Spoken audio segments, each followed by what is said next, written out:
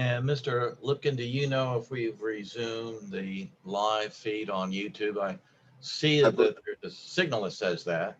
Yes, sir. That's what I'm going by as well. So I believe that that is correct. Yes, we're back up. Thank you so much.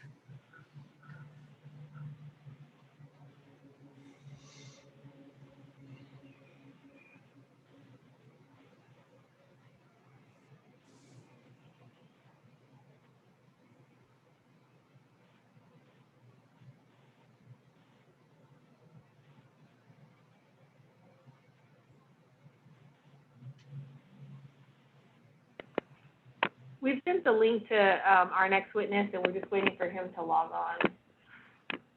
Thank you. I just received a notice that Carl signed on to tomorrow's Zoom link. Oh, okay. So we sent the wrong link. Okay, let me We'll send reset the it. correct one. Perfect.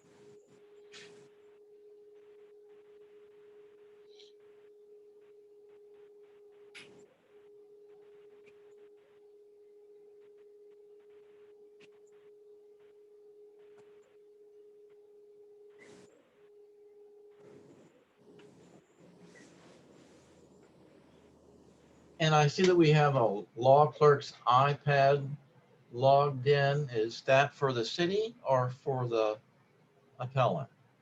That's mine. All right. And is that another individual we should list as attending the hearing, or is that just another monitor you have logged in? It's another one of my employees taking notes. All right. And Mr. Lipkin, do we need to have that person listed for your purposes? We certainly can. Well, I'm not required. I just didn't know if you needed it or not. Sure. Is that Miss Juarez, Mr. Fuentes? No, it should be Chloe Lopez. Okay, thank you. Thank you, Mr. Fuentes. Is there anyone else, Mr. Cifuentes, that is observing today's hearing that hasn't been identified? No. We only have one witness, and that's the grievant. And that's the only witness we have here.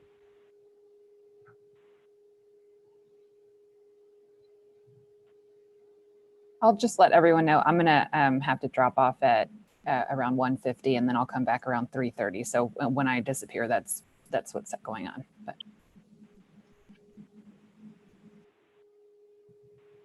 And that was Ms. Steves? that was Miss Russell. Thank you. Thank you, sir.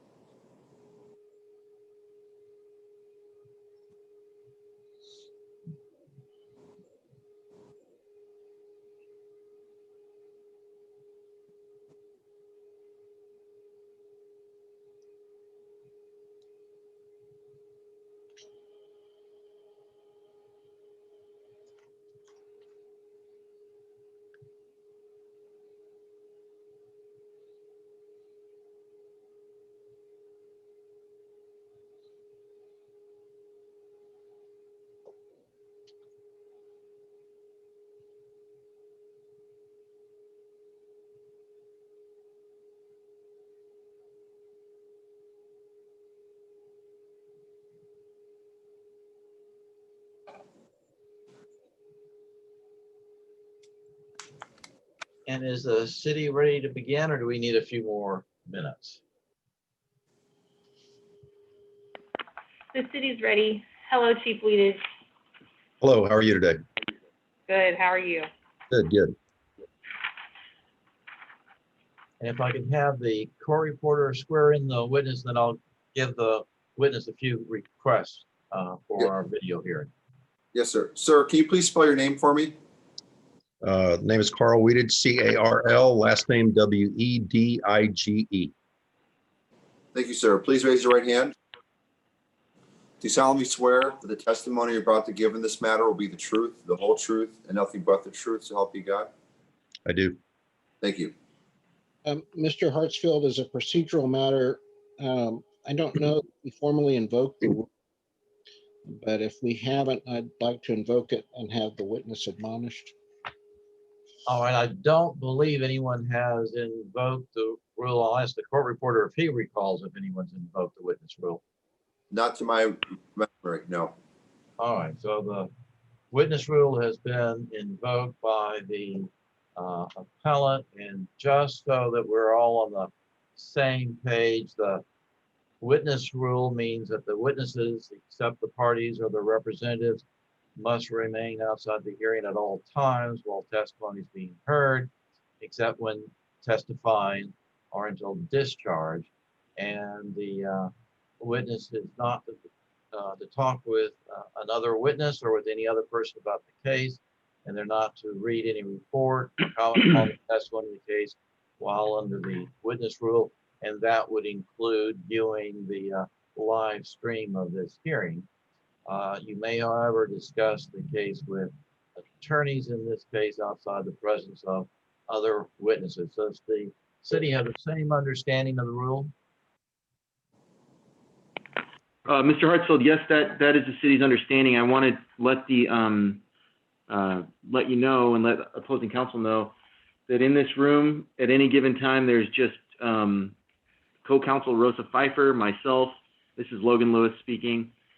If there's a witness, they're in the room. We're spread out, and then there's also one other person in the room with us who was identified in the witness list as the corporate representative, which is Deputy Chief Vance Mead, who is sitting in the room with us, but he was identified as the corporate representative for the city of San Antonio and the San Antonio Police Department. I'm sorry, Fire Department. Thank you, sir. And as I think we said earlier, that if we misspeak and say police, we really are intending to refer to the fire department. And then Mr. Cervantes, same understanding of the witness rule? Yes, All right, thank you. And Chief, I understand that you're retired, but is it all right if I just refer to you as Chief? Yeah, I kind of like that. All right. And Chief, do you have any question about the witness rule? I do not. Thank you. And to the extent that the witness rule has been invoked, I'll ask counsel for both sides to advise their witnesses that they may be calling of the fact the rule has been invoked. And then, Chief, since we're doing it by video, and as I understand it, you're in a separate location from the rest of us, just as I am. If at any time we lose your connection, just let us have a few minutes to get you back.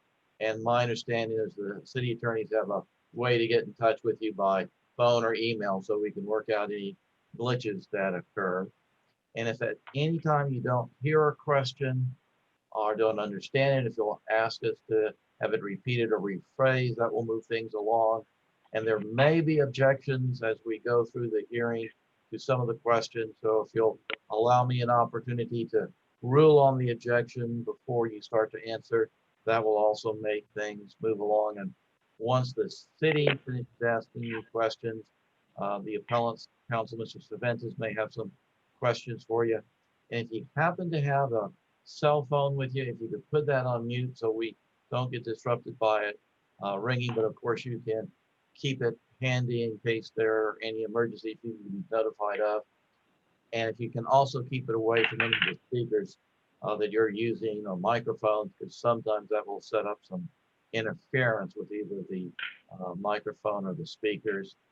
And to the extent that you can, if you can answer the questions verbally rather than nodding or shaking your head, that will also make for a better record for the court reporter who is taking down the proceedings. And if you have any questions about my request, please let me know. Any questions? No, I do not. And I'm hearing you fine, and I'm assuming that you can hear me fine. I can. And if at any time you have any audio or video problems, just let us know. Okay. Thank you, sir. And if the court reporter will swear in the witness. I believe he's sworn. All right, because we did that before we invoked the rule. All right. I just hadn't made my note of that. Let me make my note. The witness has been sworn. And then you may begin your examination. Thank you. Chief, would you go ahead and introduce yourself to the hearing examiner? Yes, my name is Carl Weedage. I'm a retired deputy chief with San Antonio Fire Department. When did you retire from the San Antonio Police Fire Department? Officially was the last day of February of this year, after 37 years of service. Okay. And you said that you retired at the rank of deputy chief? Yes. Prior to working for the San Antonio Fire Department, what job did you do? I was a manager for a fastener company. Okay.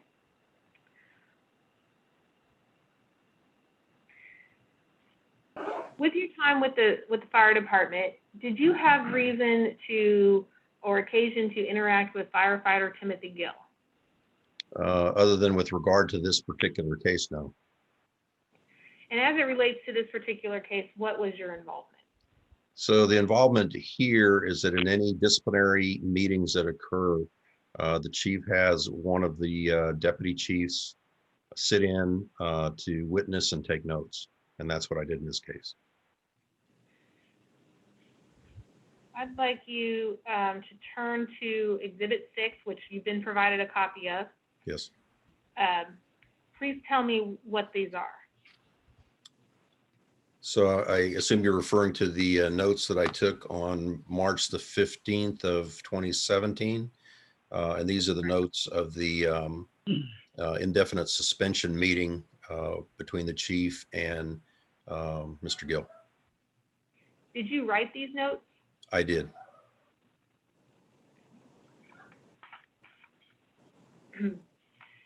Now, from your memory, do you recall this meeting with Timothy Gill?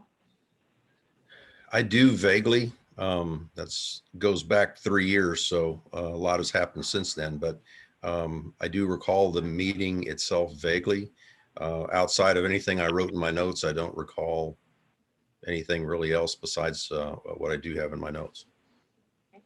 Is there anything that stood out, just based on your memory, that stood out to you with the meeting with Timothy Gill that you can recall from memory? I guess probably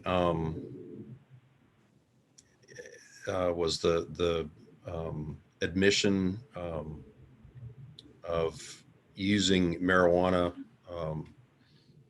and probably no real excuses given. A lot of times there are excuses given or employees attempt to really lie about what happened, and he did not in this case.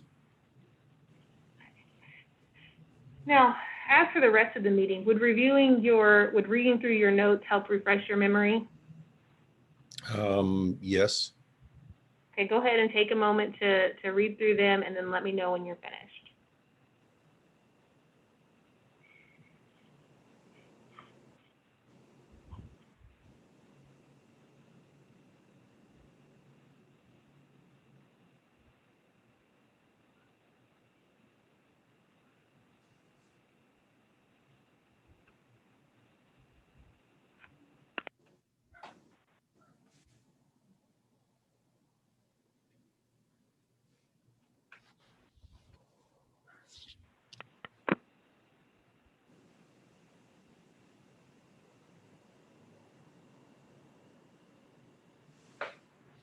Okay, I've looked over them.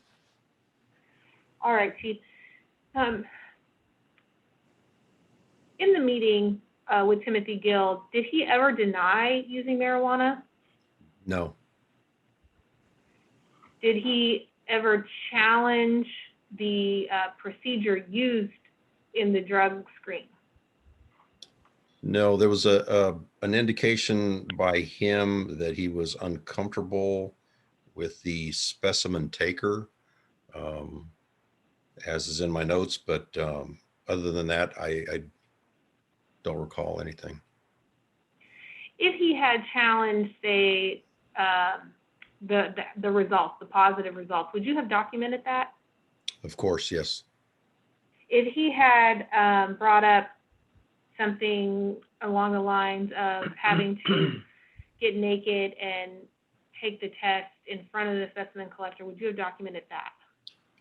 That most definitely, that stands out, and certainly my history in the fire department as well goes back to dealing with contracts and vendors that we employ in the fire department. And an issue like that would have been something separate and apart from this particular case, but would have been something that we would have gone back and investigated and acted upon based on a contractor acting in an inappropriate manner. So to your knowledge, that this is the first time you're hearing that allegation today? Yes, that's something that I certainly would have stood out if that was indicated. I would say based on my notes and that in particular, I would say most definitely that was not mentioned in this particular meeting. Okay, and just so we're clear in your notes, would you have documented if Timothy Gill admitted to using marijuana? Yes. And did you in fact document that? Yes, I did. Other than admitting to using marijuana during this meeting, did Timothy Gill indicate anything else during the meeting related to marijuana? The only thing I have in my notes is that he stated for whatever reason that he did not buy it, that apparently was provided by his wife.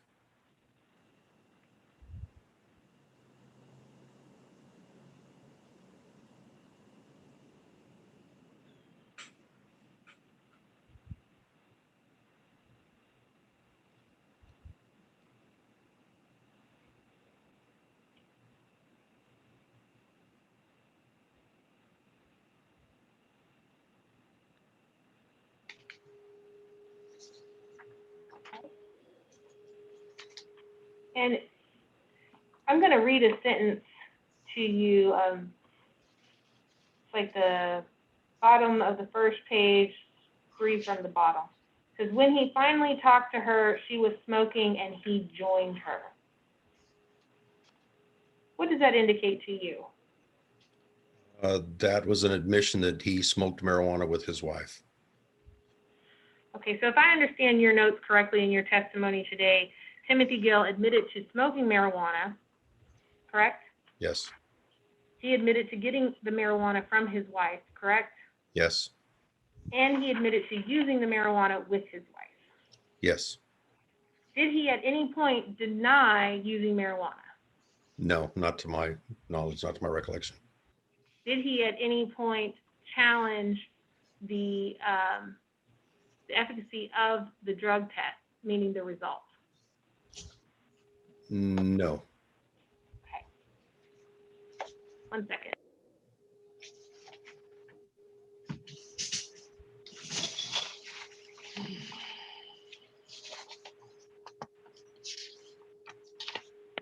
I'll pass the witness. Any cross-examination? Yes. Chief Weedig, am I pronouncing the last name correctly? Weedage. Weedage? Yes. You're not a chemist, are you? I am not. Not a forensic serologist? I am not. You don't work for Quest Diagnostics? I do not. At the time this happened, you didn't work for A&D Testing, Inc.? I did not. You don't know the laboratory protocol for Quest Diagnostics? I do not. You don't know the evidence collection protocol for A&D testing, correct? I do not. You're not the custodian of records for Quest Diagnostics, I am not. not the custodian of records for A&D testing. I am not. You have no personal knowledge of how the urine sample for Timothy Gill got to Lenexa, Kansas on March 6, 2017. I do not. Uh, As far as you know, no one from the fire department has no personal knowledge of how the testing of Timothy Gill's urine sample was conducted. Is that correct? I all I can speak for is myself. I do not have any knowledge of that. Okay, you don't know of anyone else who has personal knowledge, do you? I do not. All right, so you don't know, would you agree with me? You don't know whether a gas chromatograph was used to test the urine sample? I do not know. Um, You don't know what the confirmation level was for the first test? I do not. And you don't know whether a confirmation verification was conducted in a second test? I do not. All right, and would you agree with me whether or not in the meeting with um, Chief Hood, Timothy Gill challenged the testing has to be done in accordance with the contract, correct? Can you repeat that question? You would agree no matter whether someone challenges the test result, the test still has to be done in accordance with the contract, correct? Objection Yes. calls for a legal conclusion. I'll overrule the objection consistent with my prior rulings that the witness may answer as to his understanding of what's in the collective bargaining agreement or the policies and procedures, and not take it as a legal interpretation of either the collective bargaining agreement or a legal interpretation of the city's policies and procedures. Okay.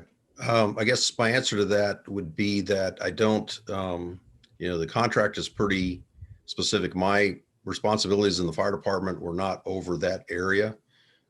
Whether they match up or don't match up, I would say that generally speaking, whatever the contract refers to in terms of drug testing would have to be followed, yes.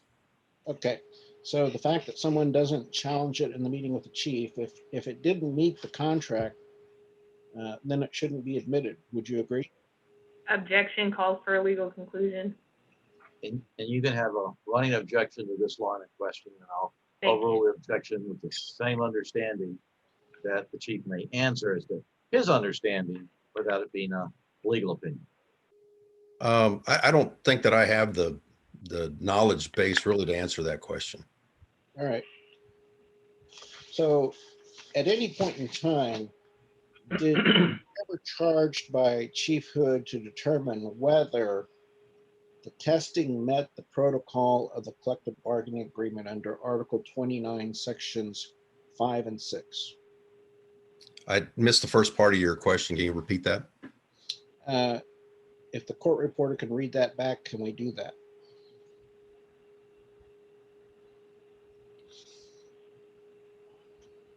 Question, so at any point in time, were you ever charged by Chief Hood to determine whether the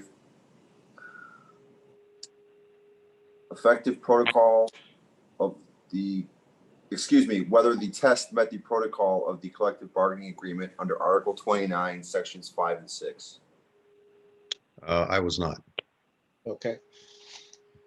So based upon your answer, would it be fair to say you don't know if anyone determined whether the testing protocol under Article 29, Section 5 and 6 was followed in the case of Timothy Gill? Not to my knowledge, but that's not in my wheelhouse. Okay. And there was no discussion by you and Chief Hood prior to discipline being imposed. Is that correct? With regard to this case? Yeah. Not that I recall. Okay. And can you tell us whether after meeting with the chief, the decision was made immediately in the presence of Gill, or whether time was taken before a decision was made? How was the decision made to ultimately issue the indefinite suspension?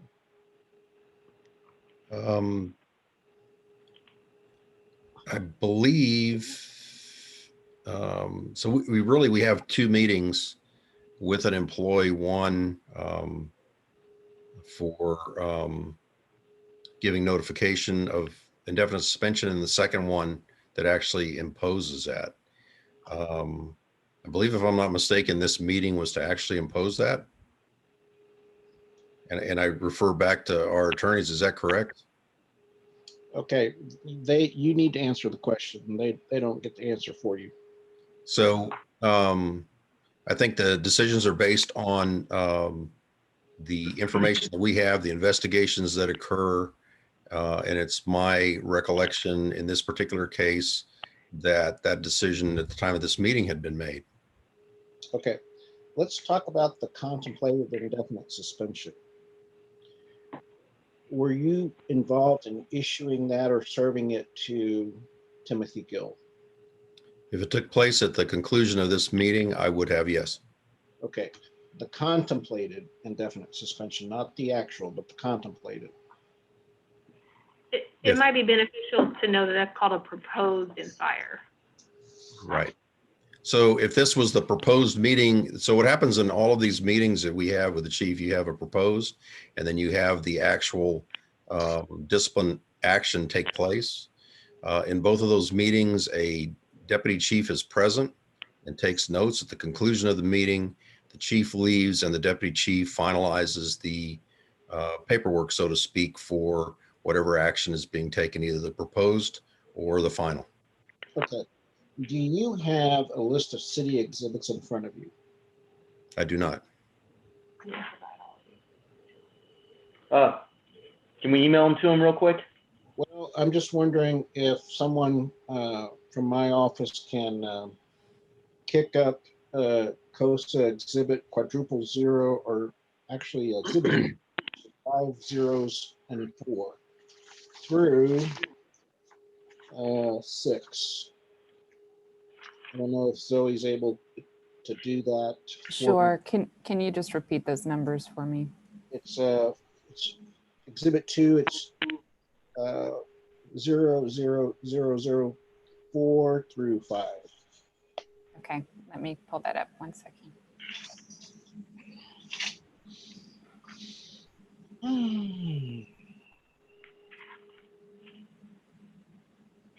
Does everybody see that? Yes. Okay. City can. Can you scroll through all 3 pages of that?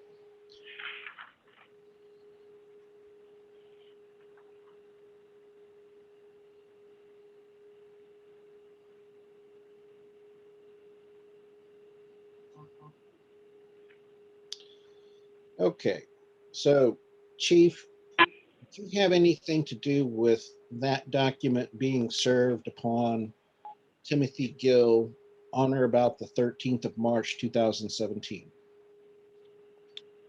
Let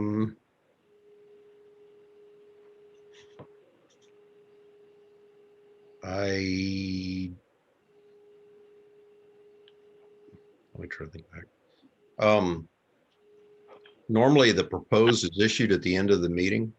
So meeting took place on 3/15.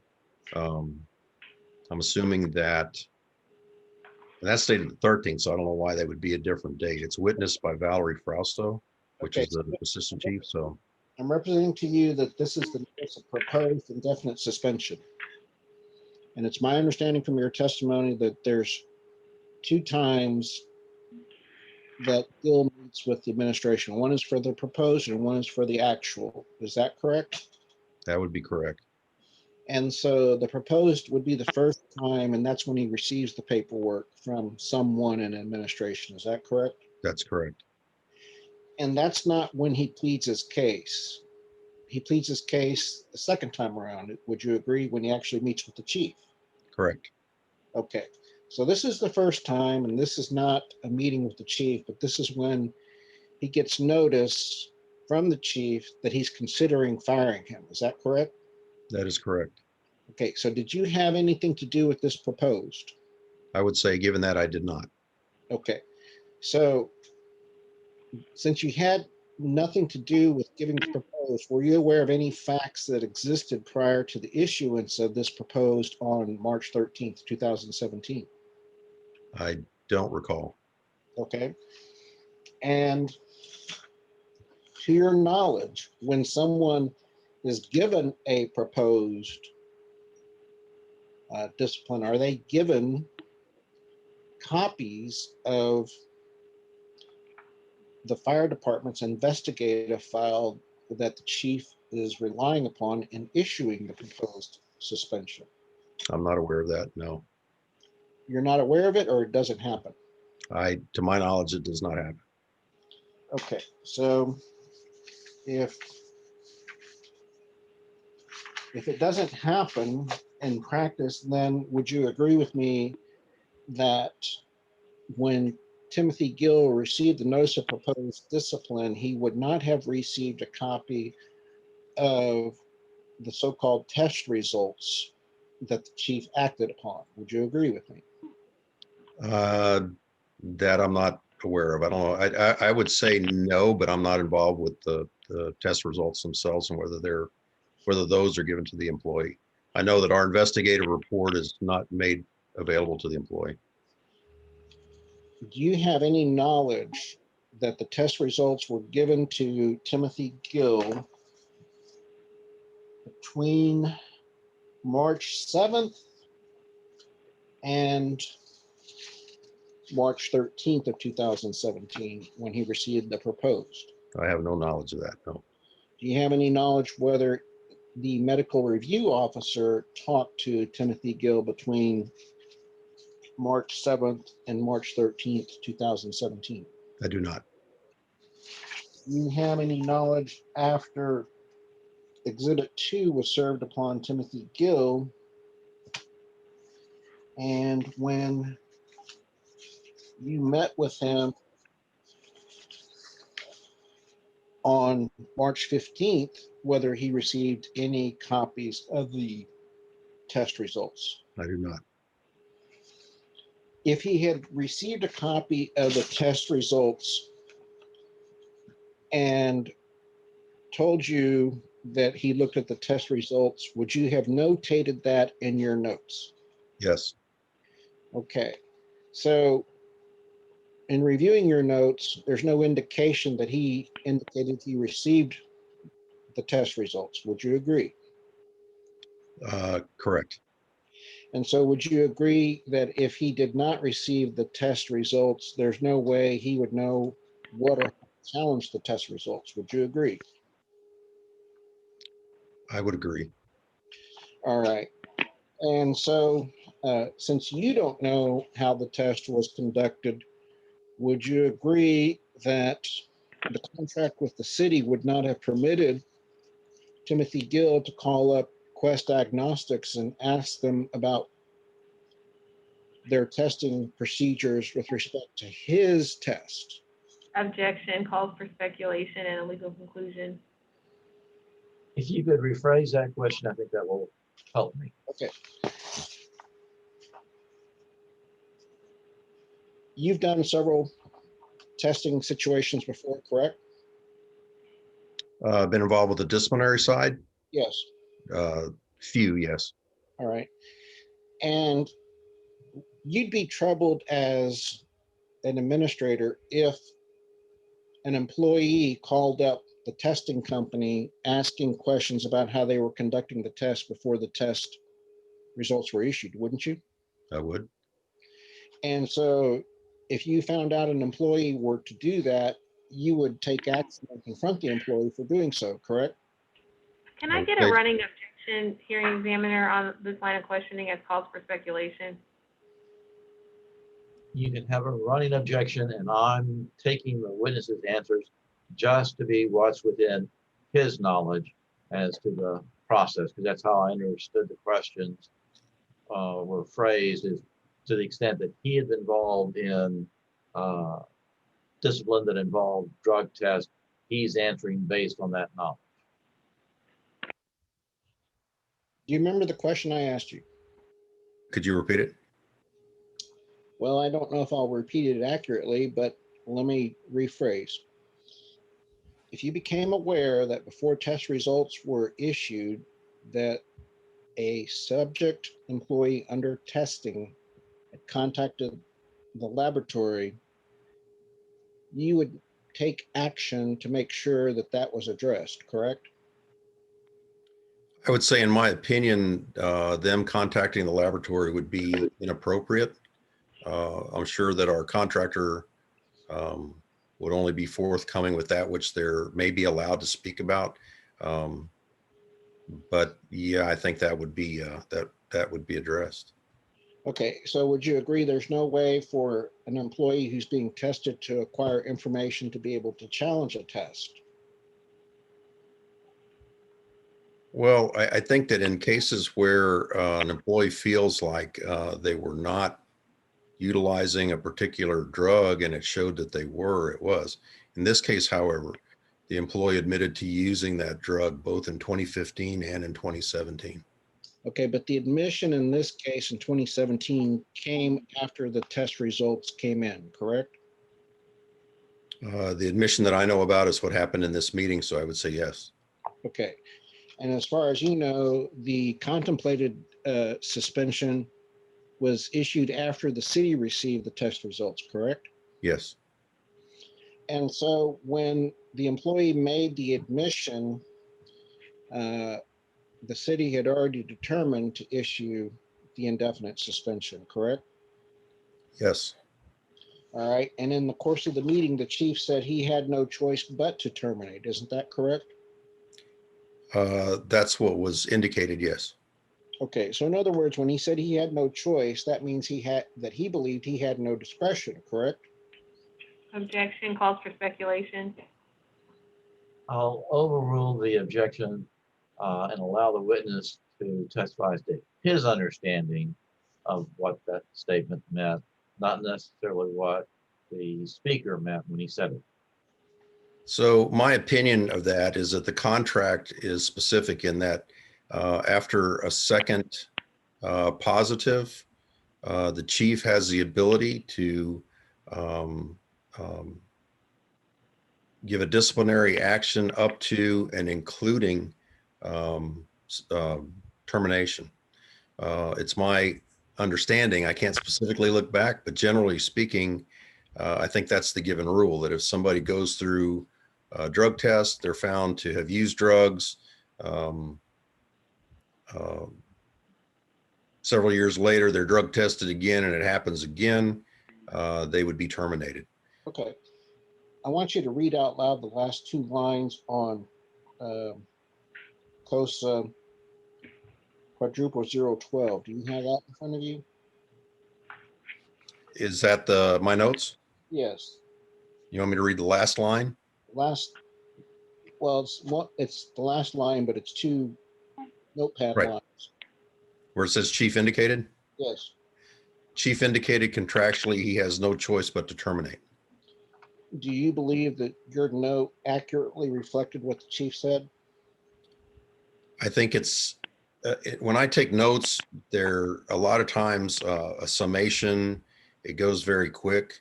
If there's something that specifically is said by an individual that I am dictating word for word, it will have quotation marks around it. Okay. So let me ask you this simple question. When you wrote that, do you believe you distorted the meaning of what the chief said? Yes or no? I think that the meaning, no. Okay. Now, in the course of the meeting, did anyone discuss whether in 2015,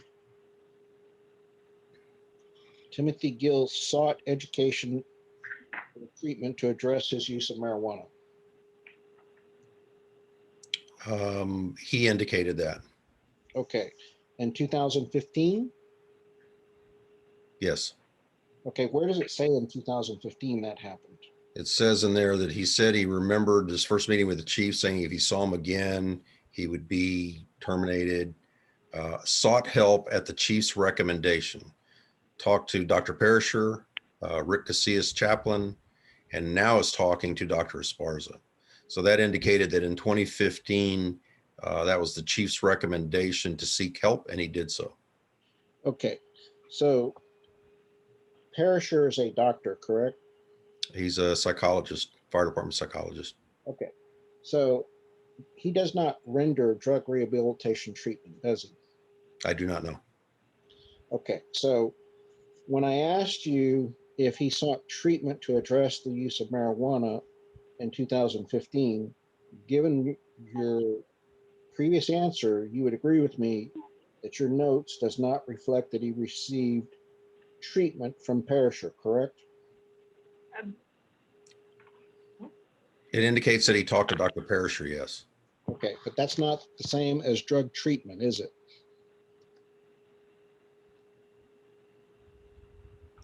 I don't know. I can't answer that. Okay. And to your knowledge, is Rick Casillas a drug treatment counselor? I do not know. Okay. And um, is there any record that he completed a rehabilitation program as determined by a drug abuse evaluation expert? I'm not aware. Okay. And is there any documentation that he obtained drug treatment in 2015 before returning to work in 2015? Can you repeat that again? You were kind of breaking up. Is there any record that you're aware of that Timothy Gill sought and obtained drug treatment in 2015 before returning to work? Not that I'm aware. And to your knowledge, did anybody within the San Antonio Fire Department verify that Timothy Gill completed a drug treatment program before returning to work in 2015? From my knowledge, and again, I'm not involved with that, but that's normally the process that occurs. Okay. Is there any record to your knowledge? Yes or no? I'm not aware, no. Okay. And you're familiar with what a fitness for duty evaluation is, correct? Yes, And you've supervised, monitored, or verified that fitness for duty evaluations have been conducted in the past, correct? I have seen where they have been conducted, yes. And so you know what's required to be able to prove that someone has submitted to and satisfied a fitness for duty evaluation, correct? I have seen that, yes. All right, so directing your attention back to 2015, you would agree with me that the San Antonio Fire Department failed to require Timothy Gill to undergo a fitness for duty evaluation, correct? Before returning to work. I do not know. Okay. I do not know. And okay, so before returning to work in 2015, you would agree with me that no one in the San Antonio Fire Department asked him to submit to drug testing to show that he was free from drug usage. I'm not aware. I handled, in my job, I did not handle any of that in 2015. And in the course of your meeting with Timothy Gill on March 15, 2017, none of those issues were ever addressed by the chief. Would you agree with me? Yes,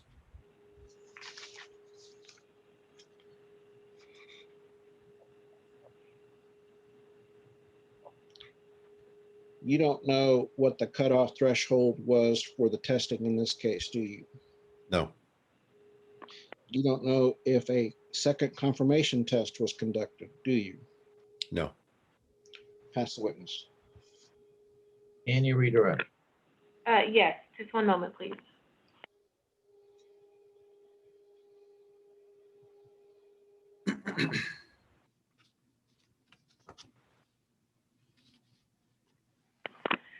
All right, Chief Weedage,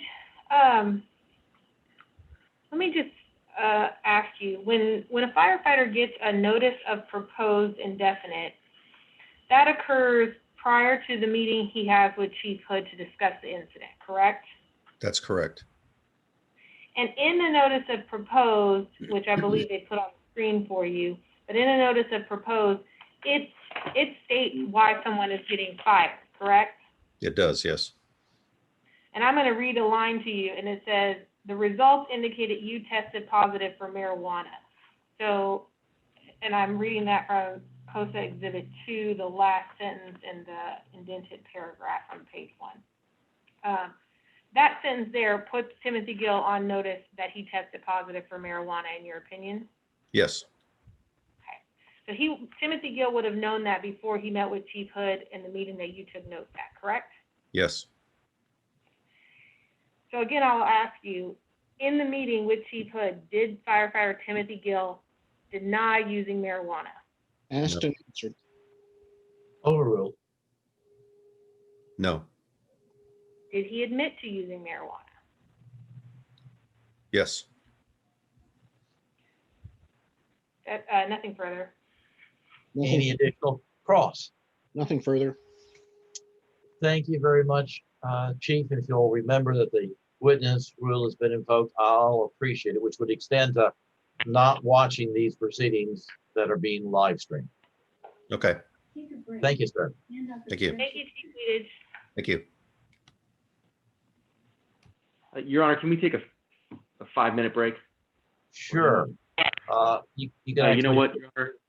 I'm getting, can we take a 15-minute for a specific, a necessary reason? We Okay, we thank you. can take a 15-minute break. That's fine. And I'll give you time to get your next witness up. So let's go. Thank you off very the- much. Thank you.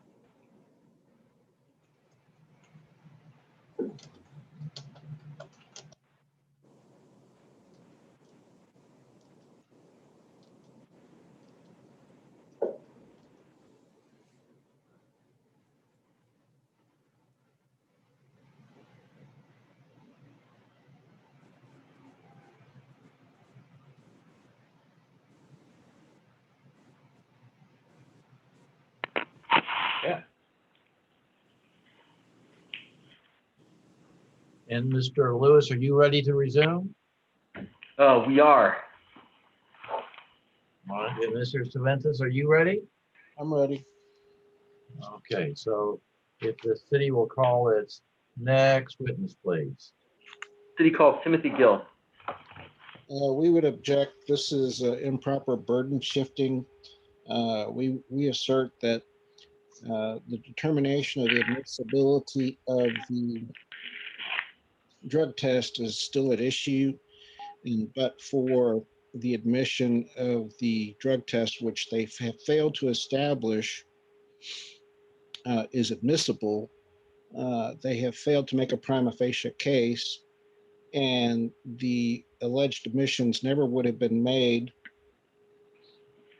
but for the use of an improper drug test that the city has failed to prove complied with Article 29, Sections 5 and 6. And so, since the test is not admissible, this arbitrator should fashion an exclusionary rule that the admission is insufficient, and this is burden shifting, and the city has failed to make a prima facie case. And the city's response to the objection? First of all, unless I'm mistaken, Timothy Gill is a fact witness in this case, even though he's the appellant. So I will be calling him in my case. Secondly, we have proven that the test is an exception to the rule against hearsay because it is a business record of the city of San Antonio created by someone with knowledge and stored with the city in its regular course of business, just as any other drug test is stored, whether it's positive or negative. Secondly, I believe our burden has been met when you combine the positive test result with the admission of the defendant, or I'm sorry, the appellant. And so I believe that a prima facie case has been met. We still have another witness after him, but I would like to call him now. Anything further, Mrs. Cervantes? Well, I believe that the hearsay argument is misplaced. All of the witnesses that have testified about the test say they have no personal knowledge about how the test was conducted. And none of the witnesses can establish that the test was conducted in accordance with the requirements of Article 5, Section 6. If an employee with personal knowledge within the city of San Antonio had reported that the test was conducted in accordance with Article 5 and Section 5 and 6 of Article 29 of the CBA, the city might well have legs to stand on in terms of arguing it's a business record. But the city's argument basically means that any inadmissible hearsay within multiple layers of hearsay would be admissible if it's mailed to the city and they stored it. And that simply cannot be the case, and is not the case that any piece of garbage or trash that's mailed to the city could be included in a personnel file and somehow become admissible. They still have to lay a predicate independent upon the fact that it was filed in the employee's personnel file.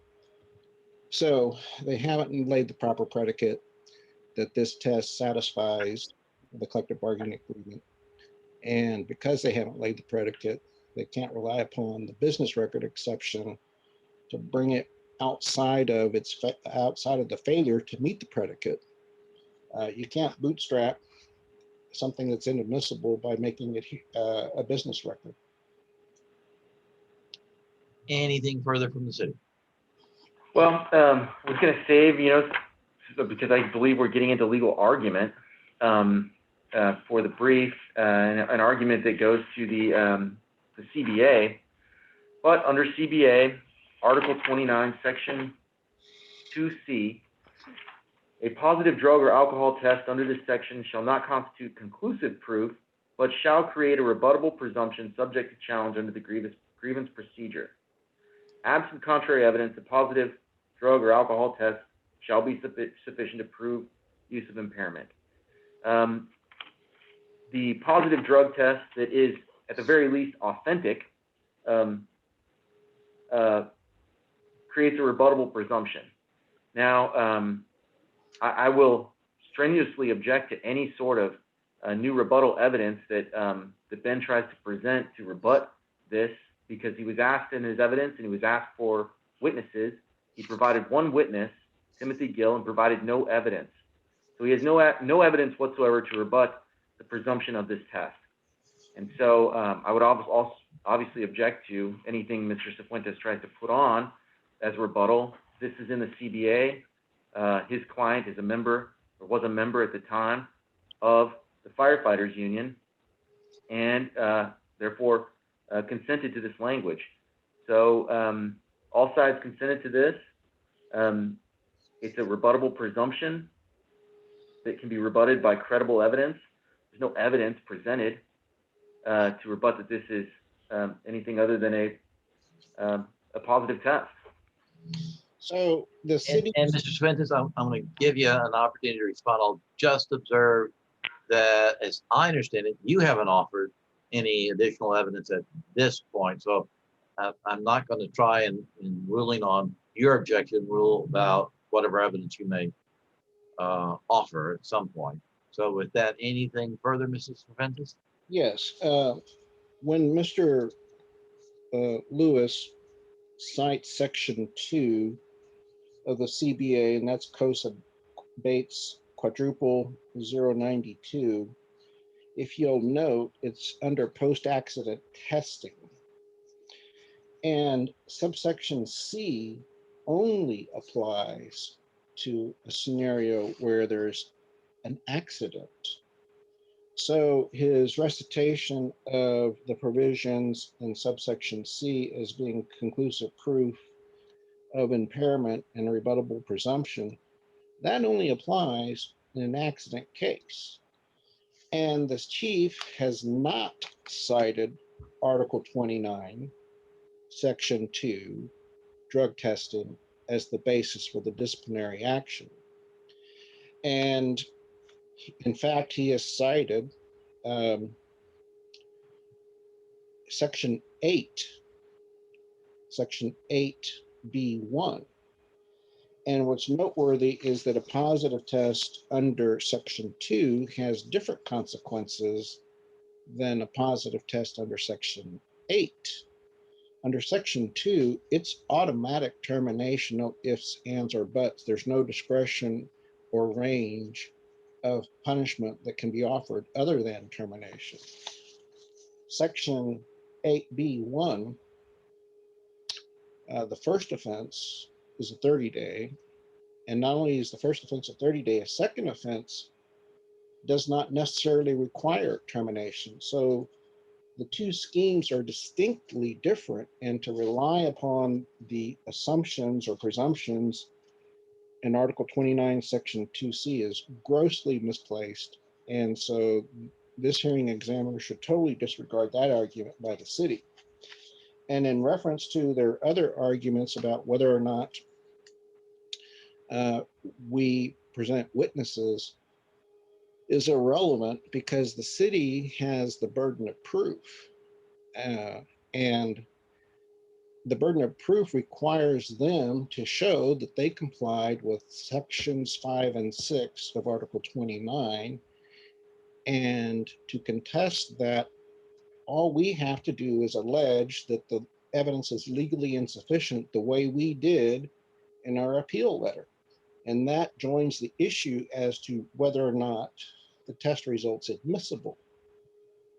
So for the city to suggest that somehow or another we failed to produce witnesses or documents is misplaced as well. Anything further from the city before I rule?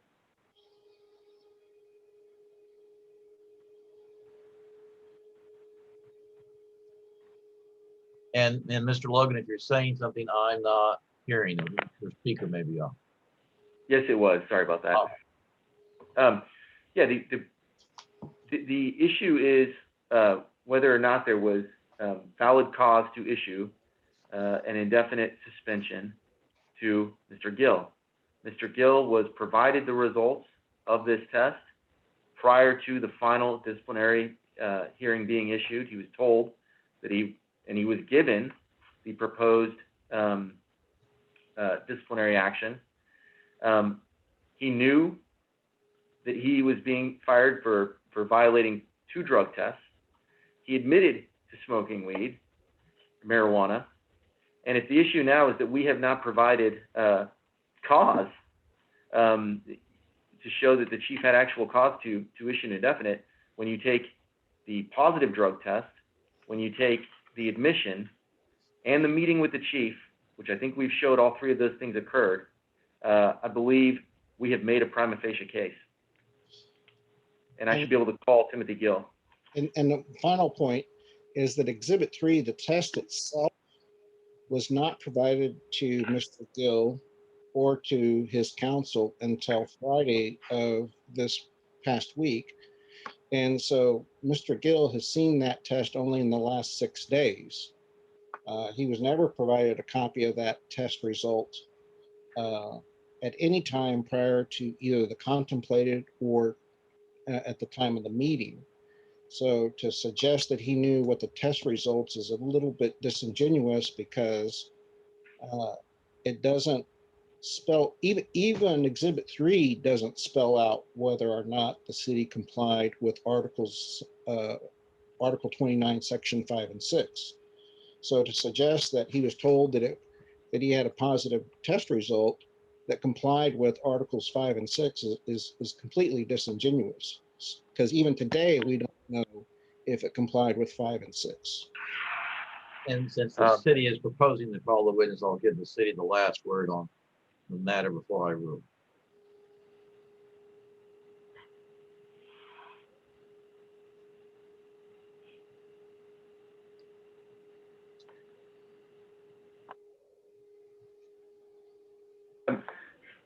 Under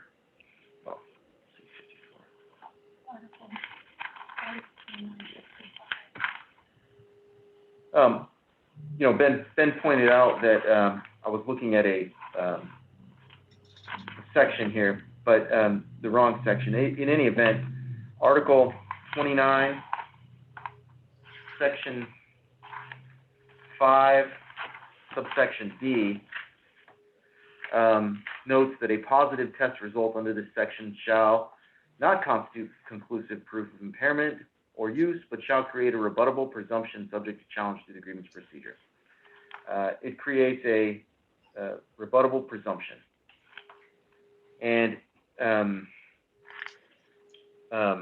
lost what I was going to say before that, but in any event, I believe that there is enough evidence to proceed with my next witness. I'm going to overrule the objection. However, that ruling should not be viewed as indicating what I'm going to ultimately do in terms of relying upon any of the exhibits that I've already admitted, but instead I'm going to allow both parties to develop their record so that I can make a decision based on the evidence that's presented in the hearing, which I believe is required by Chapter 143. So with that, I'll allow you to go ahead and call the appellant as a witness. And if I can have the court reporter swear him in, and before I begin, since you've been present when I've walked the other witnesses through my request for testifying, Firefighter Gill, do you have any questions about my request about letting us know if you don't hear something, or telling us to repeat a question if you don't understand it? So I realize that, Mr. Hartsfield, you've made your ruling, but I want to make sure that the record indicates that subsection E of Section 5 that council has cited only applies to alcohol testing. So for them to suggest that there's a rebuttable presumption subject to challenge through the grievance procedure is also misplaced, because they're misstating what the contract says. That only applies to alcohol testing, not to drug testing. And there's no rebuttable presumption when it comes to drug testing. And it's clear that under section 5 and section 6, that before any evidence is admitted, that it has to comply with the threshold and confirmation testing and the process of having an MRO, and the city simply can't prove that. And I understand, I believe, the appellant's position that's challenging whether the city could rely on City Exhibit 3. And I believe in my ruling, I left that door open purposely so that you could come back and tell me why I shouldn't be relying on City Exhibit 3 or any of the other city exhibits. So with that, let me get back to firefighter Gill and see if he has any questions about having questions repeated if he can't hear them, or waiting for me to rule on objections before he starts to answer, or any of the other requests I've made of witnesses. So any questions, sir? No, sir, no question. All right, and if at any time we lose your connection or you lose audio or video, just let us know and we'll stop and correct it. And with that, if I can have the court reporter swear the witness in, please. Sir, please raise your right hand. Do you solemnly swear that the testimony you're about to give in this matter will be the truth, the whole truth, and nothing but the truth, so help you God? Yes, I do. Thank you. All right, before I begin with my examination, I just want to also make the record clear that we were discussing on COSA 00096. So 4096, we were discussing section D, not what Mr. Cifuentes had indicated, which does apply to drugs. Thank you All right. for that, because you may have said E instead of D, or I may have heard E instead of D. But again, I'm going to let both sides make their arguments about the drug testing provisions of the collective bargaining agreement and the drug testing provisions of any policy with respect to the issues here in their post-hearing submissions. So with that, if you're ready to begin your questioning of the witness, please begin. Thank you very much, Your Honor. Good morning. Good morning, Mr. Gill, or good afternoon, Mr. Gill. Good afternoon. All right. Mr. Gill, how long were you employed as a City of San Antonio firefighter? I was employed from the beginning of 2012 to, I believe it was March of 2017. Okay. And during that entire time, were you familiar with the rules and regulations of the City of San Antonio Fire Department? Yes. And do you know of any rule or regulation of the City of San Antonio Fire Department that allows you to be a user of marijuana? No, I'm not aware. And I understand that you were issued a 30-day suspension for use of a controlled substance, marijuana, in 2015. Is that correct? Yes, that's correct. All right. And did you serve all 30 days? Yes, sir. Okay. And at any point, did you appeal that 2015 disciplinary action to a hearing examiner? No, I did not. So you fully accepted the contents of what's written in the disciplinary action, which you have in a binder dated, called Exhibit 10.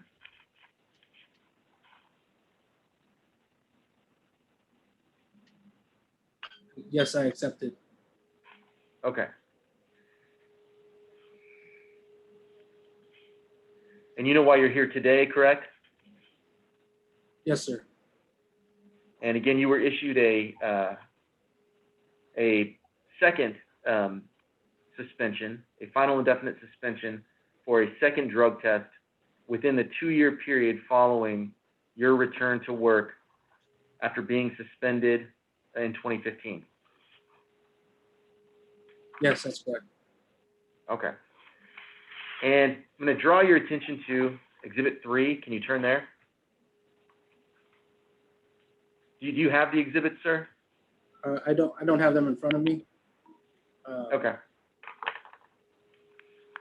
All right.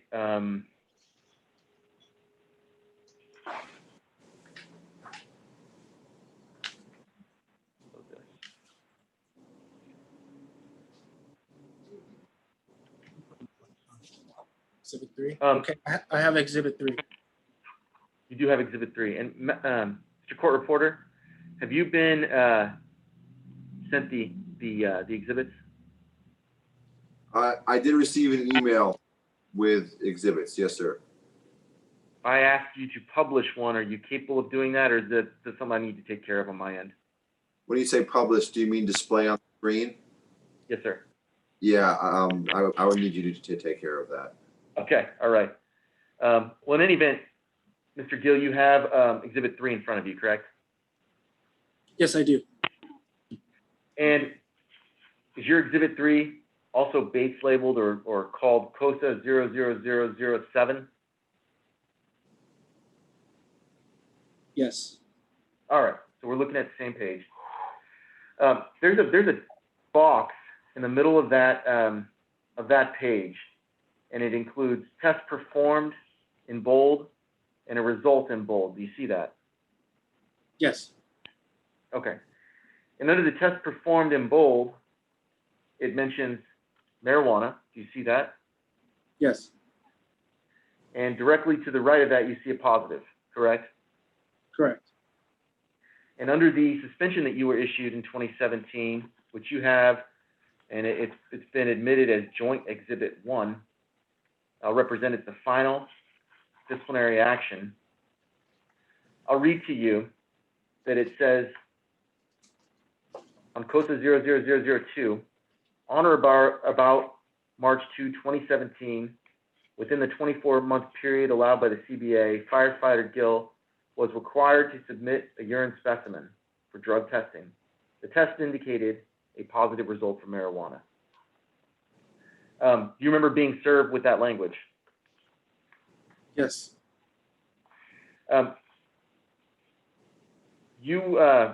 Before you were issued this final indefinite suspension, you had a meeting with Chief Hood. Isn't that correct? Yeah, I met with Chief Hood to receive the final suspension. Okay. And by the time you received the final suspension, you'd already received the proposed discipline, correct? Correct. At any time between being issued the proposed indefinite suspension and when you were issued the final indefinite suspension, did you bring forward any sort of prescription that allowed you to use marijuana? No, I did not. Did you provide the chief with any other medical notation that allowed you to use marijuana? No, I did not. And you sat through the testimony of Chief Weedage, who was here just a few minutes ago. During your time with the city of San Antonio, did you know Chief Weedage to be a liar? I had never met Chief Weedage prior to sitting with him for that situation. Okay. And you heard Chief Weedage say that you admitted to smoking marijuana with your wife, which led to the... I heard him say that. Okay. And as you sit here today, we can bring Chief Weedage back, but are you calling him a liar? Objection, this is improper impeachment bolstering. It would help me if you rephrase the question. Okay. And was what Chief Weedage reported about you smoking marijuana with your wife inaccurate? No, I don't believe so. Okay. And you still have Exhibit 3 in front of you? Yes, I do. Okay.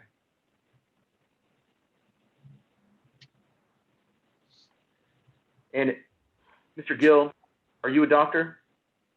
No, Do you have a chemistry degree either? no, I do not. All right. do you have any advanced training in any sort of chemistry or medical field, such as drug testing? No, I do not. Okay. So as you sit here, you are not able to say that the results here, the positive marijuana, you have no education or training to say that's incorrect. I don't have any training to show that it's incorrect.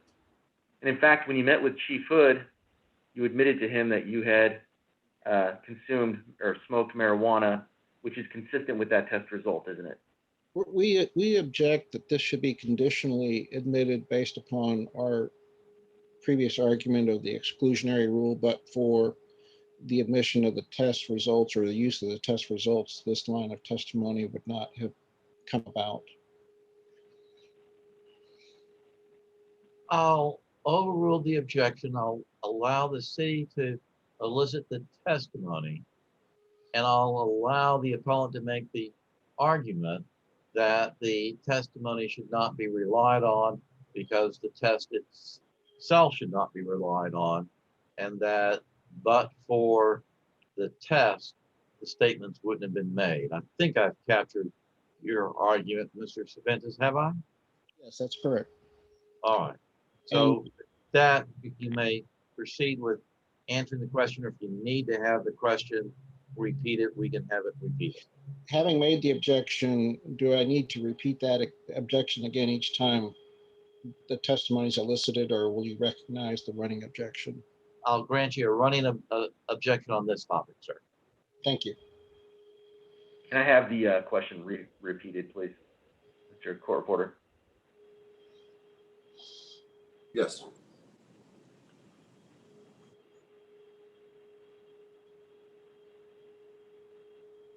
Question. In fact, when you met with Chief Hood, you admitted that you consumed marijuana, which is consistent with that test result. I'm going to Yes, I did. object to the conclusory nature of whether it's consistent with the test results, since he has no personal knowledge of whether it's accurate or inaccurate. So that would call for speculation. Well, my notion is that the question can be rephrased to meet that objection. So if you can rephrase the question for the witness to address that particular objection. Sure. In the presence of Chief Hood, you did not contest the accuracy of that test.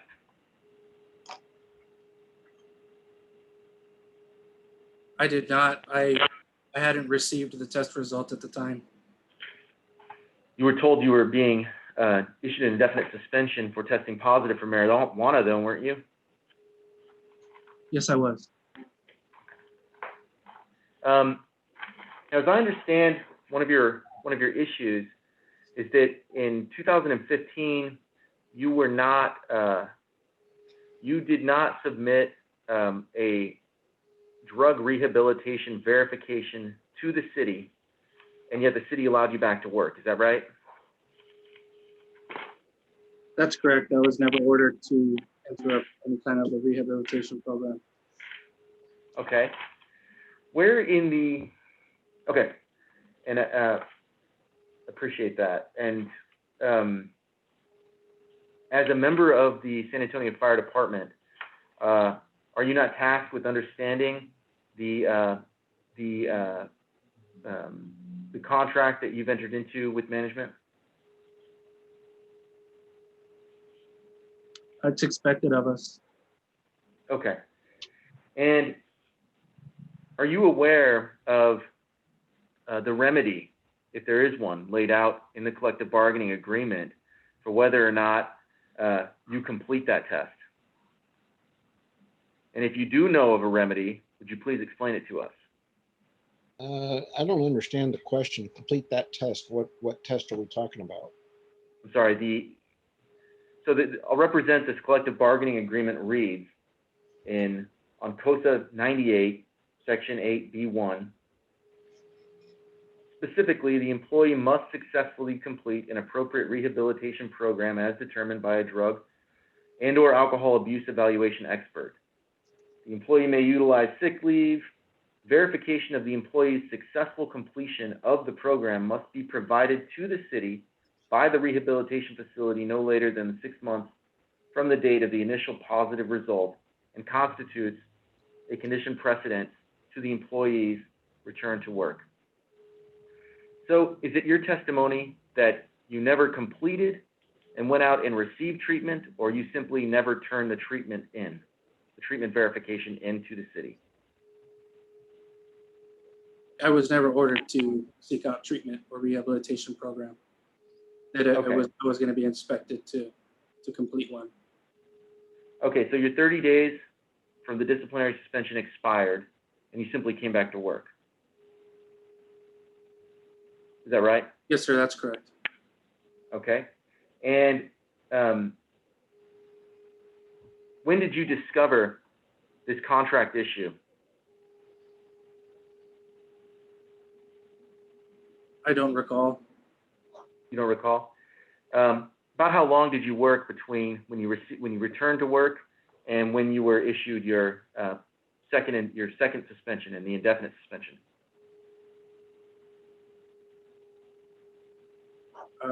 Close to 2 years. Close to 2 years. And during that time, were you receiving a paycheck? Yes, I was. Right.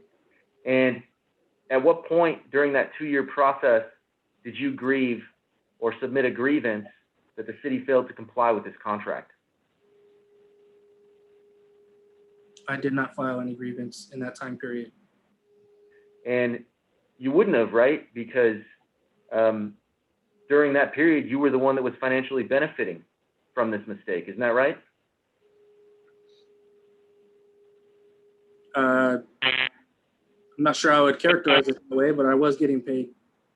You were getting paid. So if the city had successfully held you to this contract grievance or to this contract clause and made it a condition precedent to you returning to work for that 2-year period or until you turned in that paperwork, you wouldn't have been paid, would you? That's correct. Okay. I wouldn't have been able to return back to work if I had not entered into some type of program and brought them a certificate of completion and submitted to a return to duty test. And since you're making this contract argument here today, you must be familiar with this section of the contract, correct? To the best that I can, yes. Can you tell the arbitrator or anyone what the remedy is under this section for the city failing to comply with that clause? Calls for a legal conclusion as to what his remedy is. Consistent with my prior rulings, I'll let the witness answer to his understanding, but not take it as any legal interpretation of the collective bargaining agreement or any department policy. And do you need to have the question repeated, sir? Yes, please.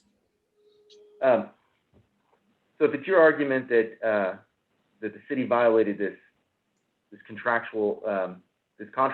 clause, Section 8B1 of Article 29 of the CBA, what's your remedy under the CBA? I don't understand what it means as a remedy.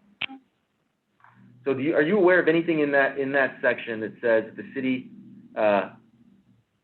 did not verify that you had completed drug rehabilitation prior to returning to work? Are you aware of anything that says that the first test result, the first positive test result, should be nullified?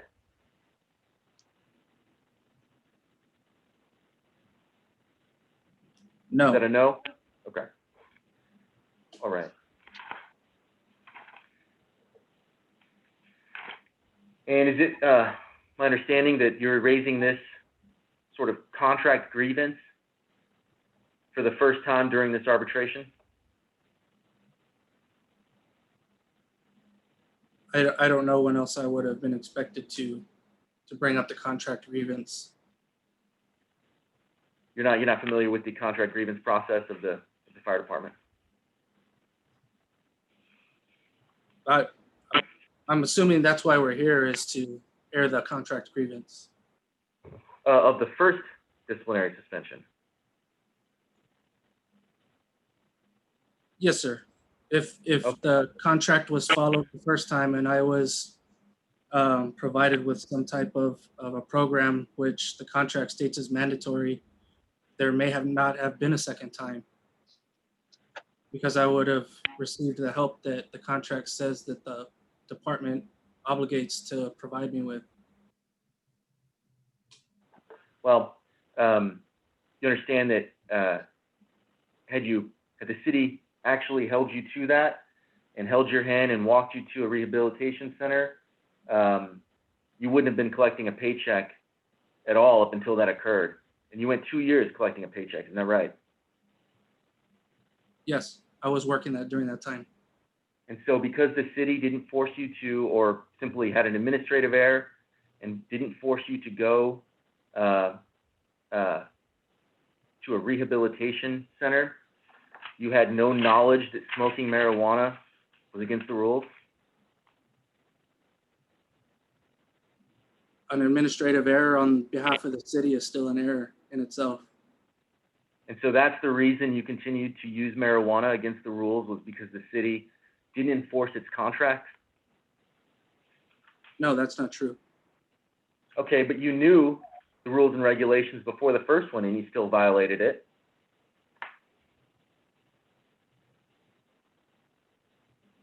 I was aware of that portion of the contract, yes. And after you were issued a 30-day suspension, you still were aware of the rules and regulations of the department, weren't you? I object to the ambiguous indefinite 30-day ambiguity compound question. If you'll rephrase it. I'll withdraw the question and rephrase. So after you returned from the 30-day suspension, you were still aware of the rules and regulations of the department, correct? Correct, as it pertained to my situation. Okay. And what was that situation? That I was being given a 30-day suspension for the failed test in 2015. For smoking marijuana? Yes, Okay. And so you were aware of it before the first test, and you were aware of it before the second test, but you did it anyway. Asked and answered. Overruled. no, this wasn't, it kind of makes it seem like I was doing it the whole time, you know. Look, I'm not here to say that you were using marijuana or smoking marijuana every single day that you were working as a firefighter. I'm not here making that argument. I'm here making that at least twice during your employment with the San Antonio Fire Department, you tested positive for marijuana. And on both of those occasions, you would have known that that was wrong, correct?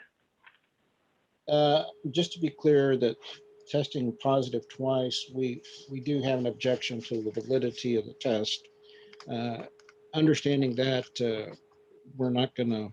we understand how the arbitrator rules. Just want that noted for the record. And I'll overrule that objection and allow the witness to answer if he understands the question. Yes, I agree to the first test. The second test, I'm not sure that I agree with it. The way I looked at the contract coming in here today, and there is a cutoff. This just simply says positive. So from my understanding, it could show as positive and still be under the threshold, but we have no idea just by looking at this result on exhibit number 3. Okay. Is my understanding. Okay. And during this time, obviously I've asked you, so I'll just ask one more time. You were receiving a paycheck, and yet you had not ever grieved this contract clause that you're disputing now until today, as you sit here. Asked and answered. Overruled. No, because prior to that time, I had never sought any type of legal counsel. The only reason you know about this contract clause is because of speaking with your attorney. Well, I know that a lot of steps weren't followed during the process, but it wasn't until I spoke with my attorney that, you know, it was kind of laid out for me and for everybody else. Okay. And you appealed this disciplinary suspension. Isn't that correct? Yes, that's correct. And when you met with Chief Hood in your private meeting prior to being issued, and as you sit here today, you have not submitted or you have no evidence to show that this is inaccurate. Just so we'll note, this is subject to our running objection. Yes, you may have, your running objection would apply to that question. The witness may answer if he recalls the question. Can I get the question repeated, please?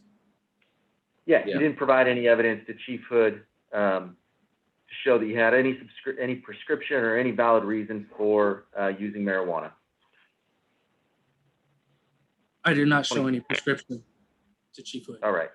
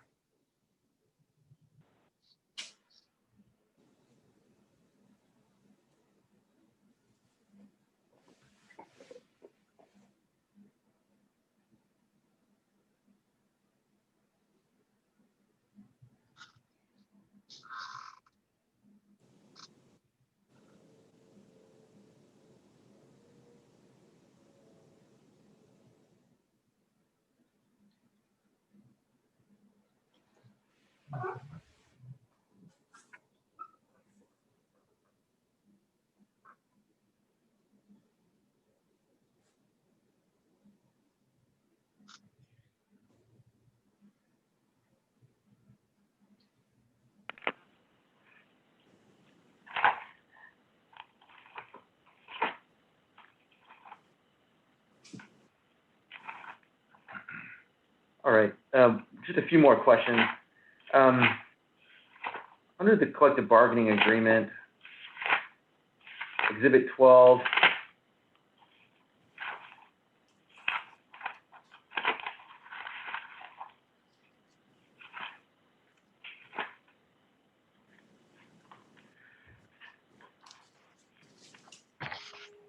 Section B1,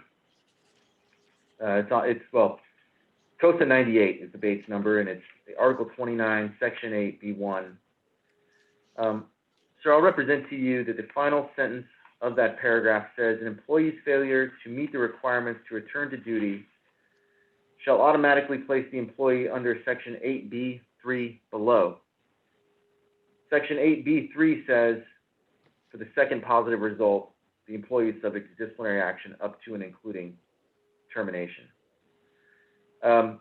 Wouldn't you agree that you also have a duty to complete the drug and alcohol abuse program that is laid forth in Section 8B1? To the extent that it calls for a legal conclusion, we would object. And consistent with my prior rulings, I'll overrule the objection to the question, take the witness's answer as simply his understanding of the collective bargaining agreement, not a legal opinion. Okay. Can I have the question repeated again? Sure. Yeah, sure. Don't you think that you also had a duty to complete a drug and alcohol rehabilitation or a drug rehabilitation program per this section of the CBA? I was never told about that. Okay. And again, what do you think you're owed then under the CBA if the city failed to make sure that you completed a drug and alcohol program? The city didn't make sure that I completed a drug or alcohol program. And what is owed to you? What's the remedy under the contract? Asked and answered and calls for a legal conclusion.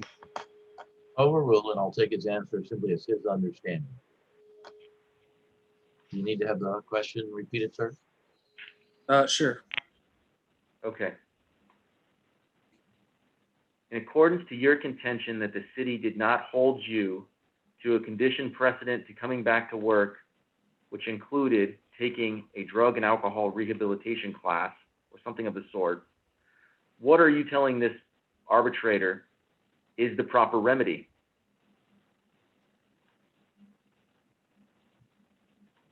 I shouldn't have been terminated. And where does it say that in the collective bargaining agreement? The employee is subject to disciplinary action up to and including termination. So my interpretation of that is it didn't need to include termination, especially since they didn't hold up their end of the contract. And just to be clear, you didn't raise that till you got your second positive marijuana drug test. I object to the characterization of positive test as a characterization of what's required by Section 5 and Section 6 of Article 29, but notwithstanding that characterization, I believe that the witness should be able to answer that with that understanding. And I overrule the objection to the question other than for the witness to respond as to his understanding.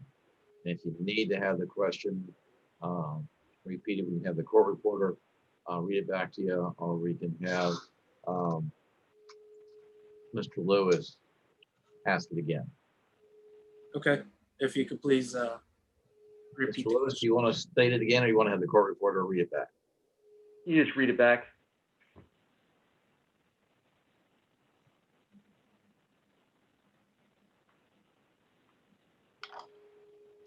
Question, to be clear, you didn't raise that until you got your second positive marijuana test.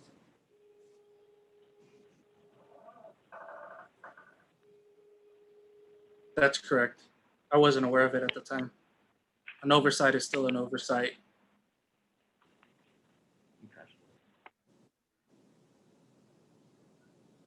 Yeah. We'll pass the witness. And Mr. Swindis, consistent with your statement this morning, you may either cross or you may simply call the witness back when you present your case. And if you want a few minutes to think about your options, you may have them. No, we wish to call him in our case in chief, and it's my understanding that we'll be permitted to do that tomorrow morning if need be. Correct. That's what we would plan to do. And so there aren't any more questions then for the witness from Mr. Cervantes, and he has the option to recall the witness in his case in chief. And with that, if the city has another witness, or does either the city need a break or Mr. Cervantes need a break? We'll take a 5-minute, please. Sure. Thank you.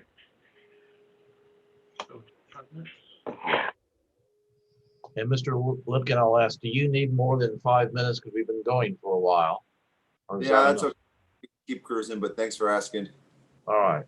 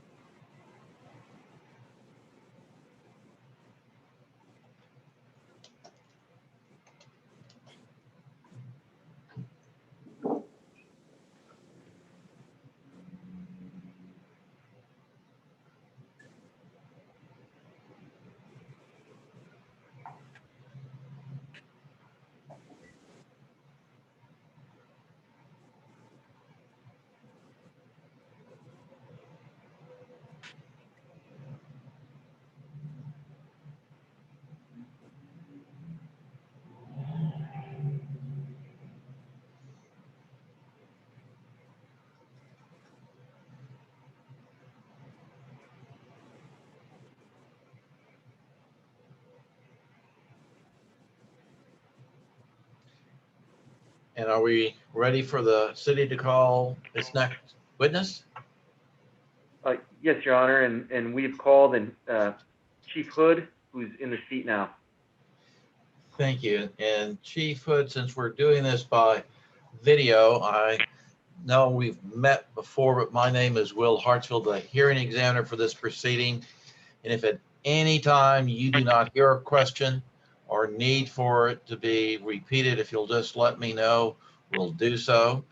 And there may be an objection at times to the question. So if you allow me to rule on it before you start your answer, that will make things go smoothly. And once the city finishes with its questions, the appellant's attorney may have some for you.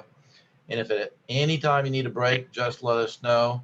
And while I know you're a first responder, if you could mute your phone so we won't have the ringing, but certainly you can feel free to respond to any emergency that occurs, and we'll simply take a break. And to the extent you can, if you'll recall to answer verbally rather than nodding or shaking your head, that will also move things along. And for your information, the witness rule has been invoked. And do you need any explanation for what the witness rule means? No, sir. All right. Thank you very much, Chief. And if you're ready, Mr. Court Reporter, if you'll swear the witness in, please. Yes, sir. Sir, please raise your right hand. Do you solemnly swear that the testimony you're about to give in this matter will be the truth, the whole truth, and nothing but the truth, so help you God? Yes. Thank you. All right. Good morning, Chief Hood. Good afternoon. Good afternoon. Thank you both. Exactly. Chief, I'm going to be looking at this, even though we're in the same room, you're down to my right. I'm going to be looking forward, so I'm appearing to look into the camera. And so I'll be asking you questions, and forgive me if I'm not turning to look at you. Understand. All right. All right, Chief, would you please introduce yourself to the arbitrator? Good afternoon, Mr. Hartsfield. We have met before. I think you are from the Metroplex area. I'm Charles Hood, still the same guy that was here a couple years ago when you came.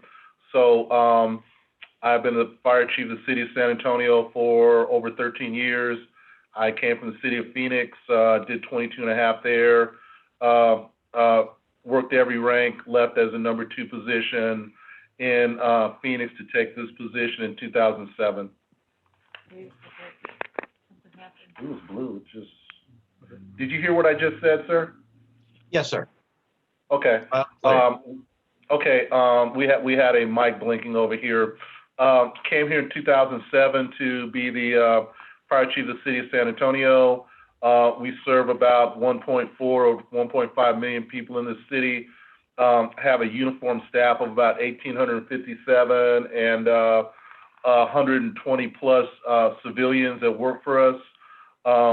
We provide the fire protection, emergency medical services, emergency management, fire prevention, community involvement to this city. So again, we're Class 1 department, and we're accredited. So the last time we met, we probably didn't have both of those distinctions, but only 0.4 fire departments in this nation are accredited and Class 1 departments. So we're very proud of our accomplishments here. Are you, on occasion, as part of your duties, deciding and issuing discipline to members of your department? Yes. And who is the final say on discipline that is issued to firefighters within your department? It's me, fire chief. Okay, Chief. And do you see a binder that's sitting in front of you? Yes. All right.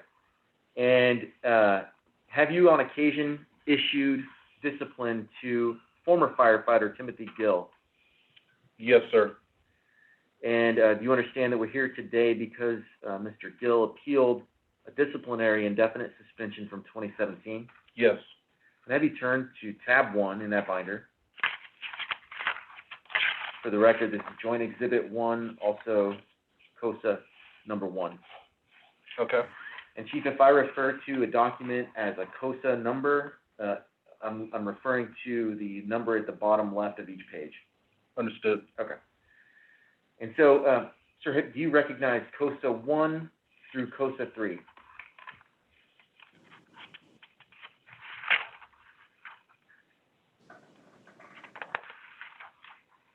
Yes, it's a notice of indefinite with my signature on the third page. All right. And is this an indefinite suspension that was issued to Timothy Gill? Yes, sir. And does your copy show a date stamp that it was issued or received by the City of San Antonio's Human Resources Department, March 16, 2017? Yes, sir. All right. And Chief, you can go ahead and read this if you'd like, and read the narrative, which is on page 2, which shows and lays out the basis for the discipline. And once you've looked at that, if you wouldn't mind just giving the arbitrator your basic reason behind issuing this disciplinary suspension.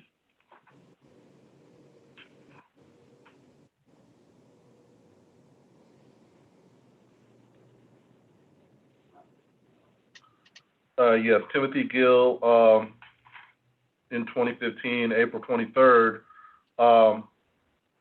served a 30-day suspension for testing positive to marijuana. And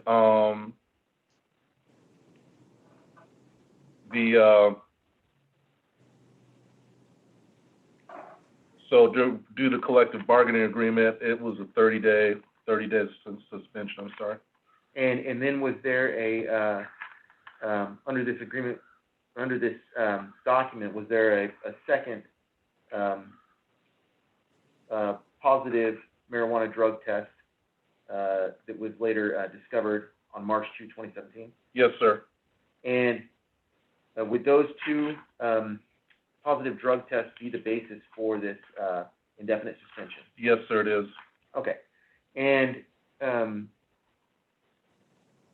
Article 29, Section 8B1, which I'll represent to you, is on COSA 98.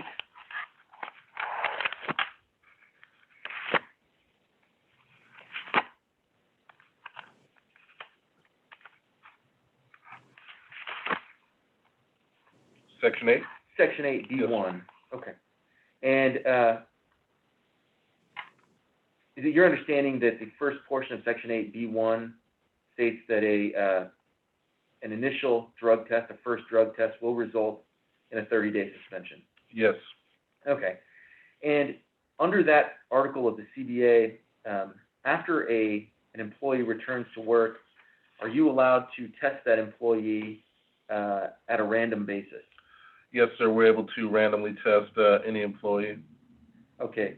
And then the second to last sentence, it indicates, the time period. Am I correct, or is it the same understanding that you have that you're allowed to randomly drug test for up to 24 months following the officer's return to duty? It's my understanding also, yes, for the firefighter. Firefighter, excuse me. All right. And then under the third section of B3, indicates a second positive result. The employee is subject to disciplinary action up to and including termination. Do you see that there, sir? Yes, sir. And is it your practice as the chief of police to issue the chief of fire to issue an indefinite for a firefighter who has 2 positive results within this time period? Yes, that's correct. All right. And sir, do you remember the basis or the reason for this second drug test in 2017? To my knowledge and recollection, that either firefighter Gill's mother or mother-in-law, some family member, sent a report in or reported that he was using marijuana, sent a report in to our office, and that gave us cause to go ahead and proceed with a second test, or with a test after we got that information.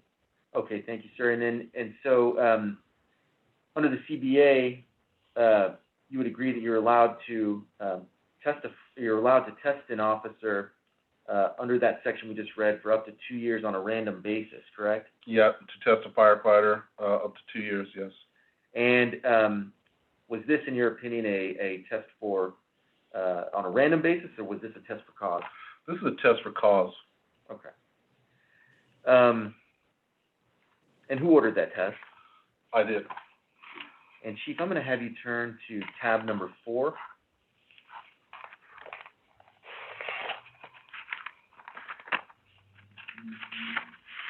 Okay.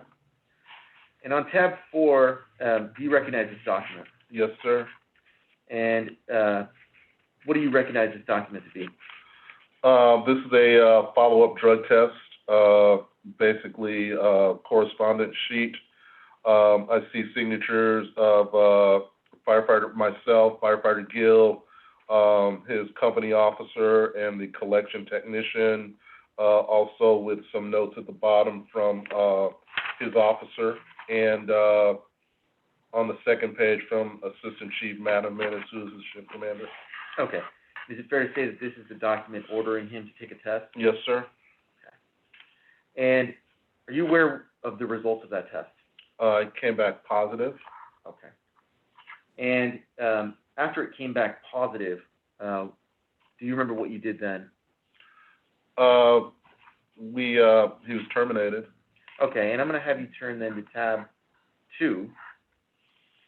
And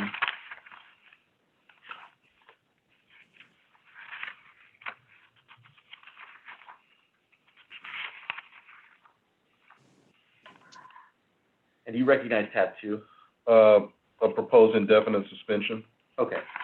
And sir, just so the arbitrator is clear and we're all on the same page, can you tell us, once a decision is made to issue discipline, what happens from, the proposed discipline is issued up until the final discipline? Is there a normal process that is followed? Yeah, the process is basically they have 5 days to set up a meeting with myself. So normally it'll be myself, one of the deputies will act as a scribe, and then they have the opportunity to bring in union representation if they choose to. So then we will meet. Those are some of the most difficult meetings that sometimes you can have as a fire chief. I equate those as the only thing that's worse sometimes is attending a funeral or taking care of one of your members that are injured, because a lot of times these are going to dictate whether a person loses their career in the fire service. So these meetings, we take them seriously, and we listen with interest, and so they're very difficult meetings sometimes. And on page 3 of Exhibit 2, which is COSA 00006, you see some signatures there? Yes, sir. One of those signatures yours, sir? Yes, sir. 1300. Okay. Yeah. And beneath that, do you see Officer Gill's signature? Firefighter Gill, yes, sir. We do I'm gonna most keep of these- correcting We you do every most time. of these police I ones. know, thank goodness for PD, so, but yeah, firefighter. We've actually got an agreement on the record that anytime someone says police, it means fire. But I'll Okay. get it right, sir. Okay.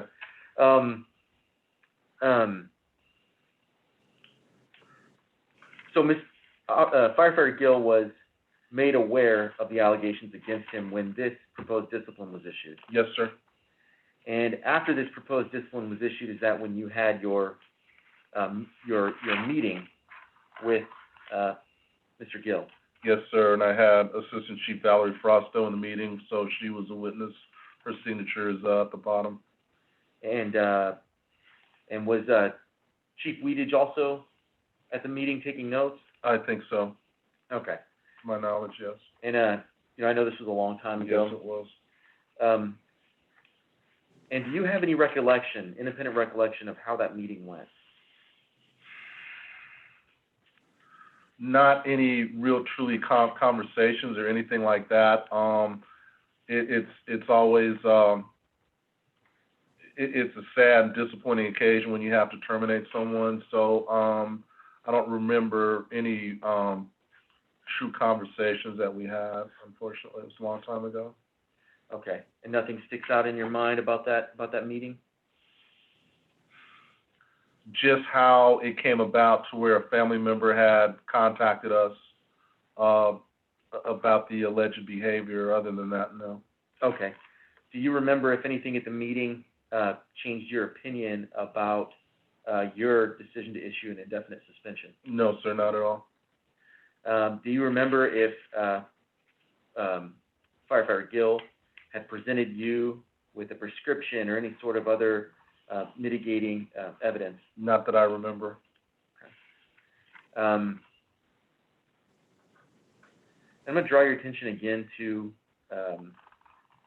well, let's go to exhibit number 3. And have you seen documents such as exhibit 3 since you've been chief here? Yeah, very rarely. Our organization is so large that there's a lot of people that are in different divisions that manage things such as this. And so normally I will get a phone call or a text that a certain individual has failed a drug test, but normally I'm not looking at this particular piece of paper. Okay, okay. Is the result on this page consistent with the reason for your termination of Officer Gill? Yes, sir. Firefighter Gill? Yes, sir. Positive for marijuana. Okay.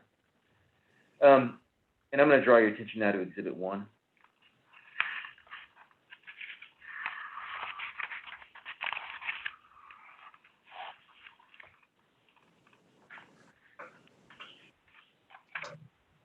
Okay. And, sir, again, this is the final indefinite suspension. There are some rule violations. I'm going to draw your attention to the middle of the page, in which was written the particular civil service rule for which Firefighter Gill violated was the violation of an applicable police or fire department rule or special order. Do you see that? Yes. And then beneath that are some specific fire department rules and regulations. Do you see those? Yes, sir. And I'm going to have you read the text. Do you see the first one that says abide by laws? Yes. And can you read that as well as the second portion? Abide by laws and department orders. Laws. Members shall abide by the laws of the United States and the state of Texas and ordinances of the city of San Antonio. All right. And I guess we'll just go through them quickly and then I'll ask you some questions. But the Conduct and behavior. Members, whether on duty or off duty, shall be governed by ordinary and reasonable rules of good conduct and behavior, and shall not commit any act tending to bring reproach or discredit on themselves or the department. Use of intoxicants, narcotics on or off duty, the use and possession, sorry, the timestamp is right through there, sale or acceptance of illegal drugs or narcotics by members of the San Antonio Fire Department, either on or off duty, is prohibited. 11.03, controlled substances. Members shall neither possess, use, or distribute any substances regulated by Controlled Substances Act. Use or possession of controlled substances under these sections is not a violation if such use or possession is under the direction of a licensed physician. Members who use a controlled substance under the direction of a licensed physician shall not at any time report for duty under the influence of said controlled substance to the extent that they are not fully capable or of effectively performing all duties and responsibilities required of their assignment. Thank you, Chief. That was a lot to read. I appreciate you reading that. Individually, I'm going to go down some of these rules. The abide by laws. At the time you issued the proposed indefinite suspension, did you believe that Timothy Gill failed to abide by the laws of the United States and the state of Texas? Yes. Do you believe that his behavior, as laid out in the narrative of Exhibit 1, violated the conduct and behavior section of the rules and regs? Yes. Do you believe that the evidence showed that he used, possessed, or accepted illegal drugs? Yes. And when you met with him after you gave him the proposed indefinite suspension, or any time thereafter, did Firefighter Gill ever present you with anything from a licensed physician that allowed him to use the controlled substance of marijuana? No. Chief, when you issued the proposed indefinite suspension as laid out in Exhibit 2 on the 9th of March 2017, to the best of your knowledge, did you stand by the allegations as alleged, Yes, I did. as well as the rule violations? Yes. And again, did anything change your mind between that time and when you issued the final? No. As you sit here today, do you stand by your decision? Yes.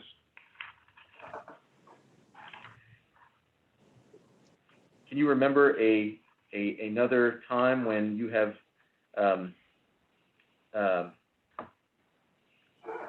when someone in your department has tested twice for marijuana in 2 years that you did not terminate that person? This is the only case that I've had such as this in my 13 plus years as far as a discipline with marijuana at all. How about a DWI? We have had some DWIs, but again, with DWIs, it's they will come in and have an opportunity, if they haven't killed someone or hurt someone really bad, that we give them the days off. But if they come back in, they would be terminated. And to my knowledge, again, I haven't had one of those either.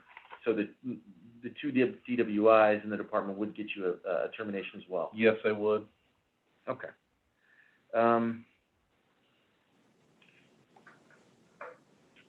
We'll pass the witness. Any cross? And Mr. Cervantes, I think you still have your microphone on.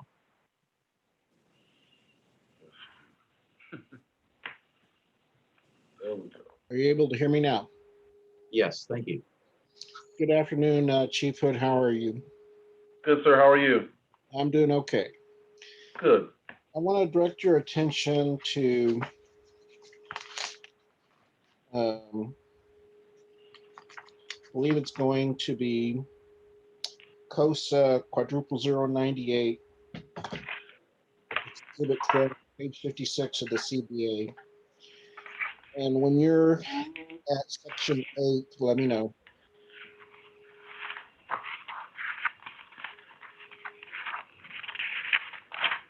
The 98, I'm here. Okay, do you agree with me that when you issued Exhibit 4, Exhibit 1, and Exhibit 2, that you cited section 8B1 in all three documents?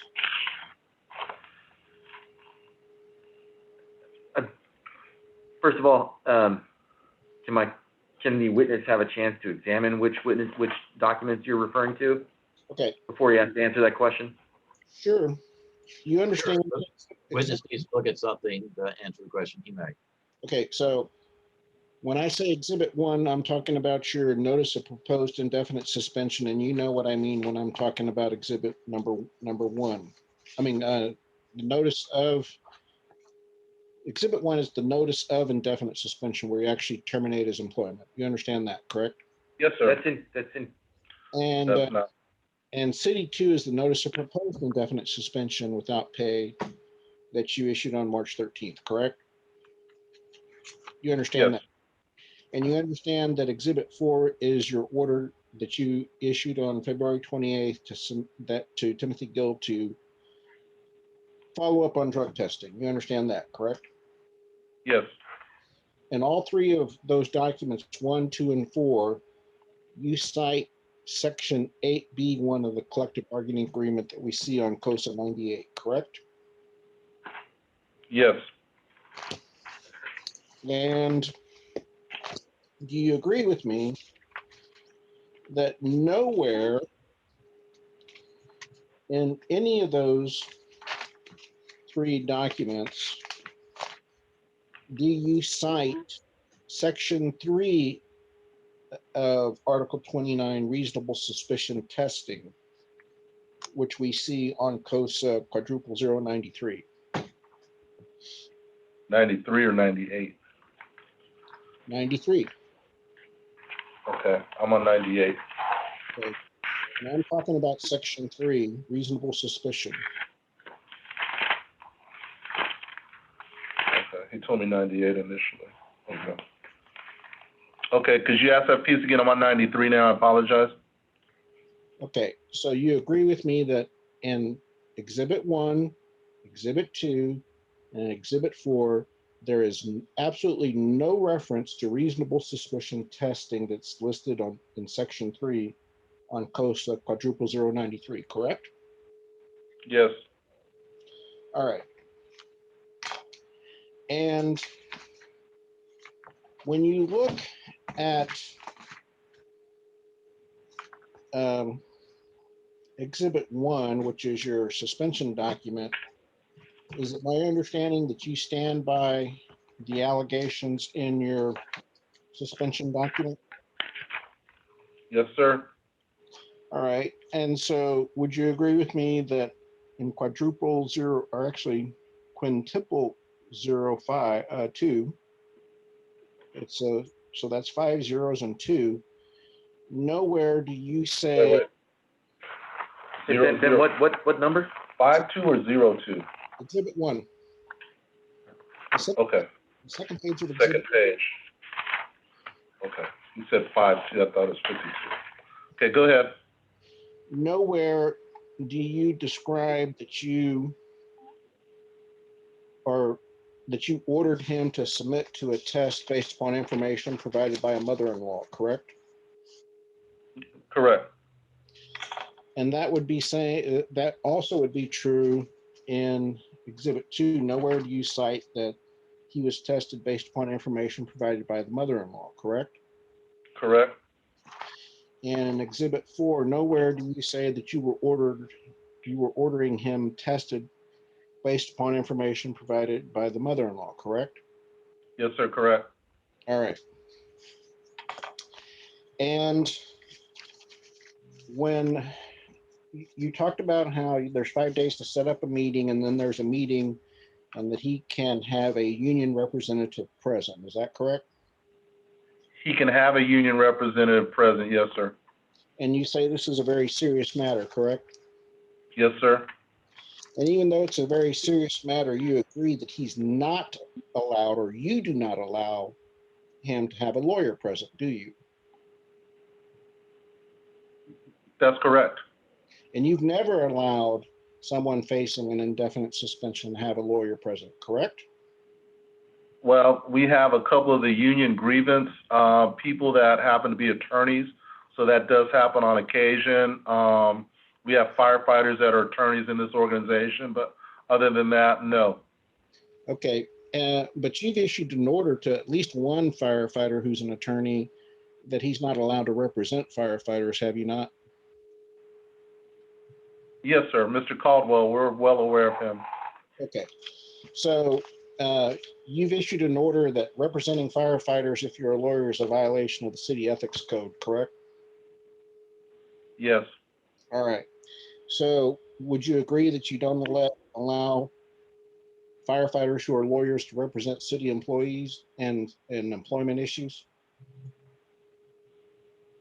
Would you ask that again, please? Would you agree that you do not allow firefighter employees who are lawyers to represent fellow firefighters in employment disputes? That's affirmative. Yes. Okay. So when you suggest that a lawyer might represent an employee, that simply is not true when it comes to these meetings with you, correct? Well, what I said is they have union representation.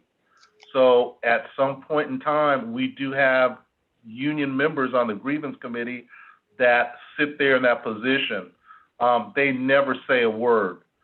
They are there just to basically witness the proceedings. They're not allowed to say anything during those processes.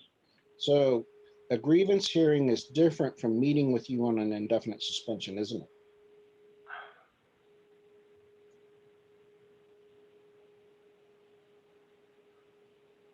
I'm not really understanding your question, but again, anyone that comes in that room, they're not representing or saying anything. They are there to document. Okay. You've never allowed let's forget whether they're a firefighter or not. You've never allowed a lawyer to come in to a meeting where an employee is about to be fired and represent the firefighter, correct? No. Well, objection to this as to the relevancy of this question, this whole line of questioning. It's relevant. I'll overrule the objection. I'll give you a running objection. I'll give the appellant's counsel some room to see where he's going. But you need to tie this up with something that's an issue in this hearing. When you give someone a proposed indefinite suspension and they come to meet with you for you to determine whether or not you're going to issue discipline, either in a termination or something less than termination, you do not allow a lawyer to come in and represent the employee subject to discipline. You would agree with me? That's correct. All right. And you agree that Timothy Gill never received Exhibit 3 before meeting with you on the day that you issued the termination, correct?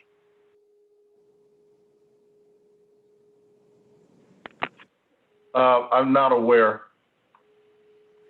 Okay, so you know what Exhibit 3 is, correct?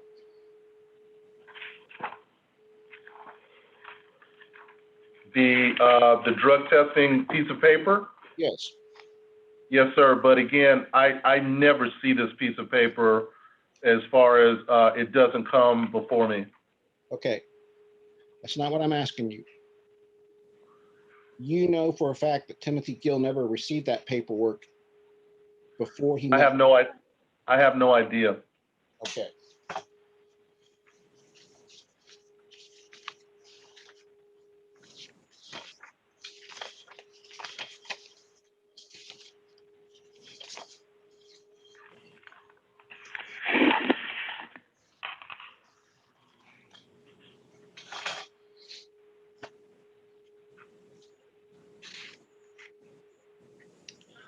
Now, would you agree with me that you're not a chemist? I'm definitely not a chemist. You're not a forensic serologist, Neither. and you're not a doctor, No, sir. and you do not work for Quest Diagnostics, No, I don't. and you don't work for A&D Test, correct? Correct. You don't know the laboratory protocols for Quest Diagnostics, correct? Correct. You don't know the evidence collection protocol for A&D Test, correct? Correct. You're not the custodian of records for Quest Diagnostics. No, sir, I'm not. You're not the custodian of records for A&D Test, correct? Correct. You have no personal knowledge how the urine sample for Timothy Gill got to Lenexa, Kansas on March 6, 2017. Correct. You don't know what testing instrument was used to test Timothy Gill's urine sample, correct? Correct. You don't know what level or percentage of marijuana was found in the first test,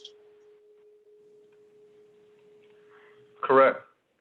and you don't know after the first test whether there was a second confirmation test conducted, do you? Objection, the question's confusing and it needs to be clarified. If you'll rephrase, I think that'll help me and the witness. Okay, so you understand the collective bargaining agreement requires a first test to determine whether or not there's a positive result that meets certain threshold criteria. Yes. And only if it meets the first threshold criteria, at that point in time, a second confirmation test must be conducted, correct? Yes, that's correct. You don't know, based upon personal knowledge, whether one or two tests were conducted by Quest Diagnostics, correct? Correct. And even if there were a second test, you don't know what the quantitative levels were for the second test, do you? No, sir. And you have no personal knowledge of whether scientifically accepted methods and procedures were used to confirm the test results Timothy Gill's urine sample, correct? That's correct. Now, I know this may sound like nitpicking to you, but your suspension document cites violating Rule 4.08. And would you agree with me that 4.08 has nothing to do with intoxication?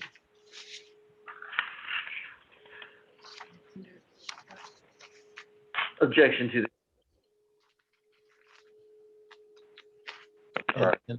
I'm sorry. objection calls for legal conclusion. Okay, so on COSA quadruple 026 exhibit 11, 4.08 means inappropriate behavior, correct? Yes, And nothing in your document cites rule number 4.09. Would you agree?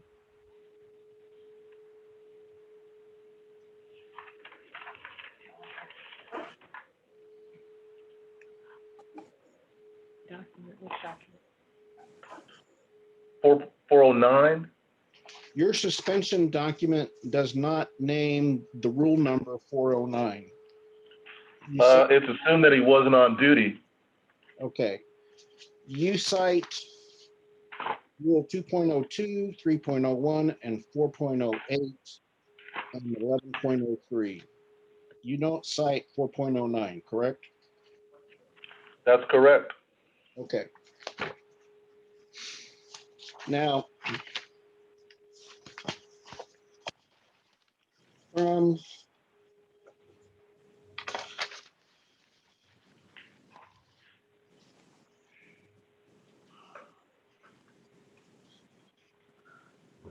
April 2015 to February 2000 to the end of February 2017, not once did you decide to take disciplinary action against Timothy Gill for failing to comply with Article 29, Section 8B1.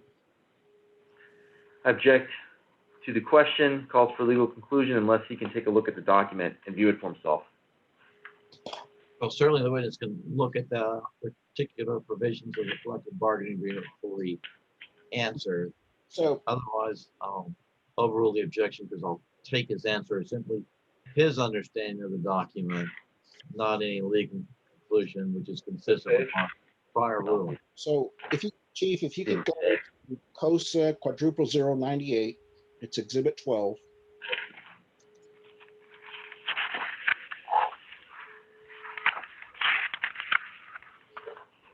And while he's doing that, I'll note for the court reporter and the record that it was originally numbered Exhibit 12 and is under tab 12 of the notebook, but I believe we renumbered that as Joint Exhibit 6.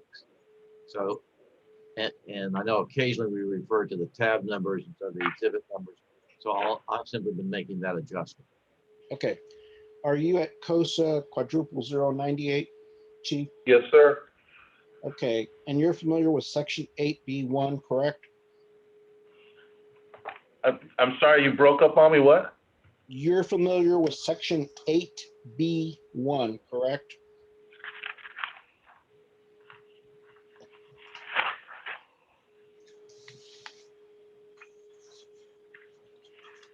Yes. And to your knowledge, are you aware of, and I want to be clear on the dates that I'm talking about, between April of 2015 and the end of February 2017, are you aware of Timothy Gill ever seeking evaluation, education, or treatment for the use of marijuana? I'm not aware. And again, keeping those dates in mind, are you aware of him ever seeking a rehabilitation program as determined by a drug abuse evaluation expert?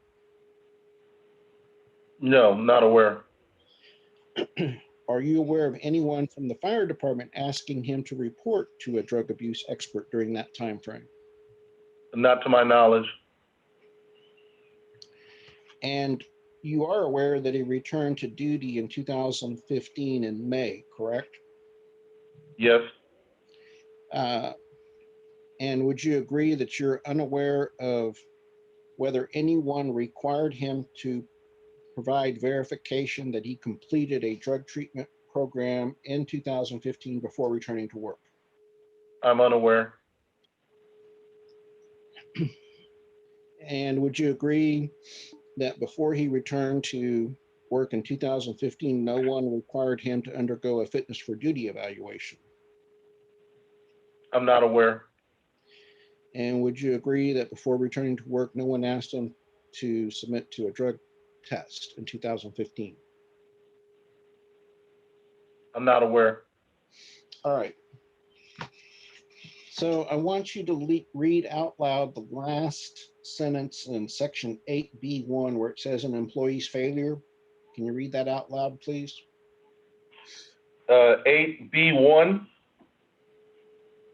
The last sentence where it says an employee's failure to meet the requirements. Can you read that out loud? Yeah, okay, where's it at again? What's it, 8? 8B1, last sentence of that paragraph. Okay. An employee's failure to meet the requirements to return to duty herein shall automatically place the employee under section 8B3 below. All right.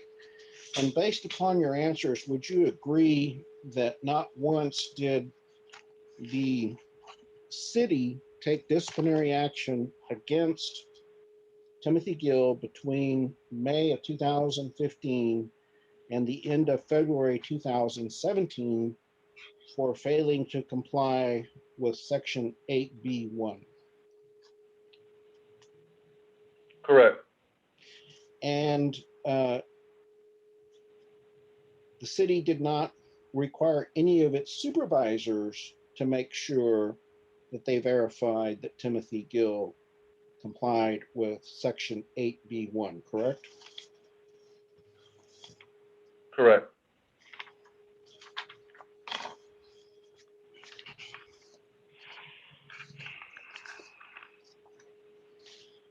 And would you agree that even though it is your practice to terminate for a second offense, that it's within your discretion to give punishment less than termination for a second offense? You're not mandated, but you're permitted to give a termination.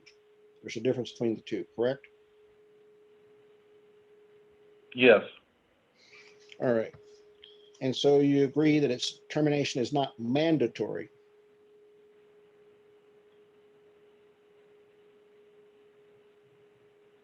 Yeah. Termination is not mandatory. All right.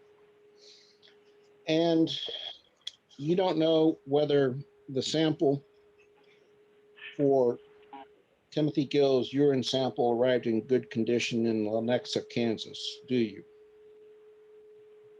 No. You don't know whether they ran the test on a gas chromatograph, do you? No. You don't know whether Quest is a U.S. Department of Health and Human Services approved laboratory, do you? Objection to the line of questioning. It's been asked and answered. He hadn't answered. Can you answer? No. All right. And nothing in your records indicates that you confirmed that a medical review officer talked with Mr. Gill before taking disciplinary action, correct? Correct.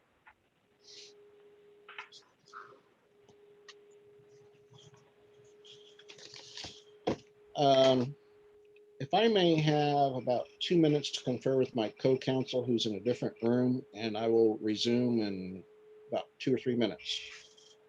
You can have 5 minutes because I'm assuming it'll take some time to turn everything off in both rooms and for y'all to confer. All right, thank you. And if anyone needs more than 5 minutes, you may have it. And particularly, Mr. Lipkin, is 5 minutes enough time for you? Yes, sir. Thank you for asking.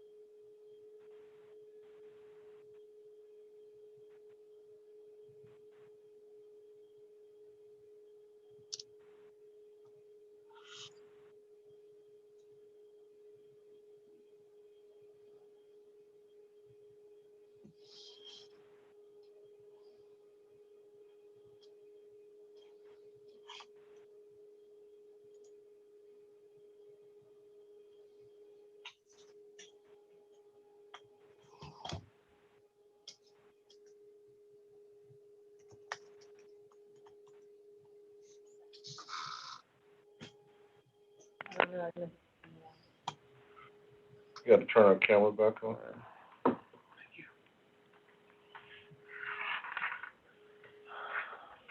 So is everyone ready to resume? Yes, Yes, sir. Right. All right, and Mr. Lipkin, are you ready? Yes, sir. Thank you. All right, then, Mr. Cervantes, do you have any additional questions for the witness? I have probably 3 or 4 follow-ups. Please proceed. Chief Hood, I want to direct your attention to Exhibit 3, which is the test result page. It's under tab 3.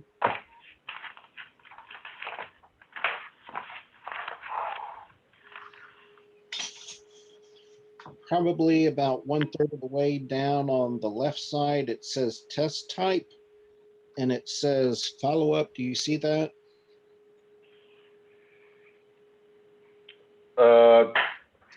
Sample type?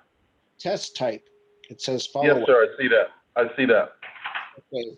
Would you agree with me that there's no indication on this document that the test type is a test for cause or a reasonable suspicion test?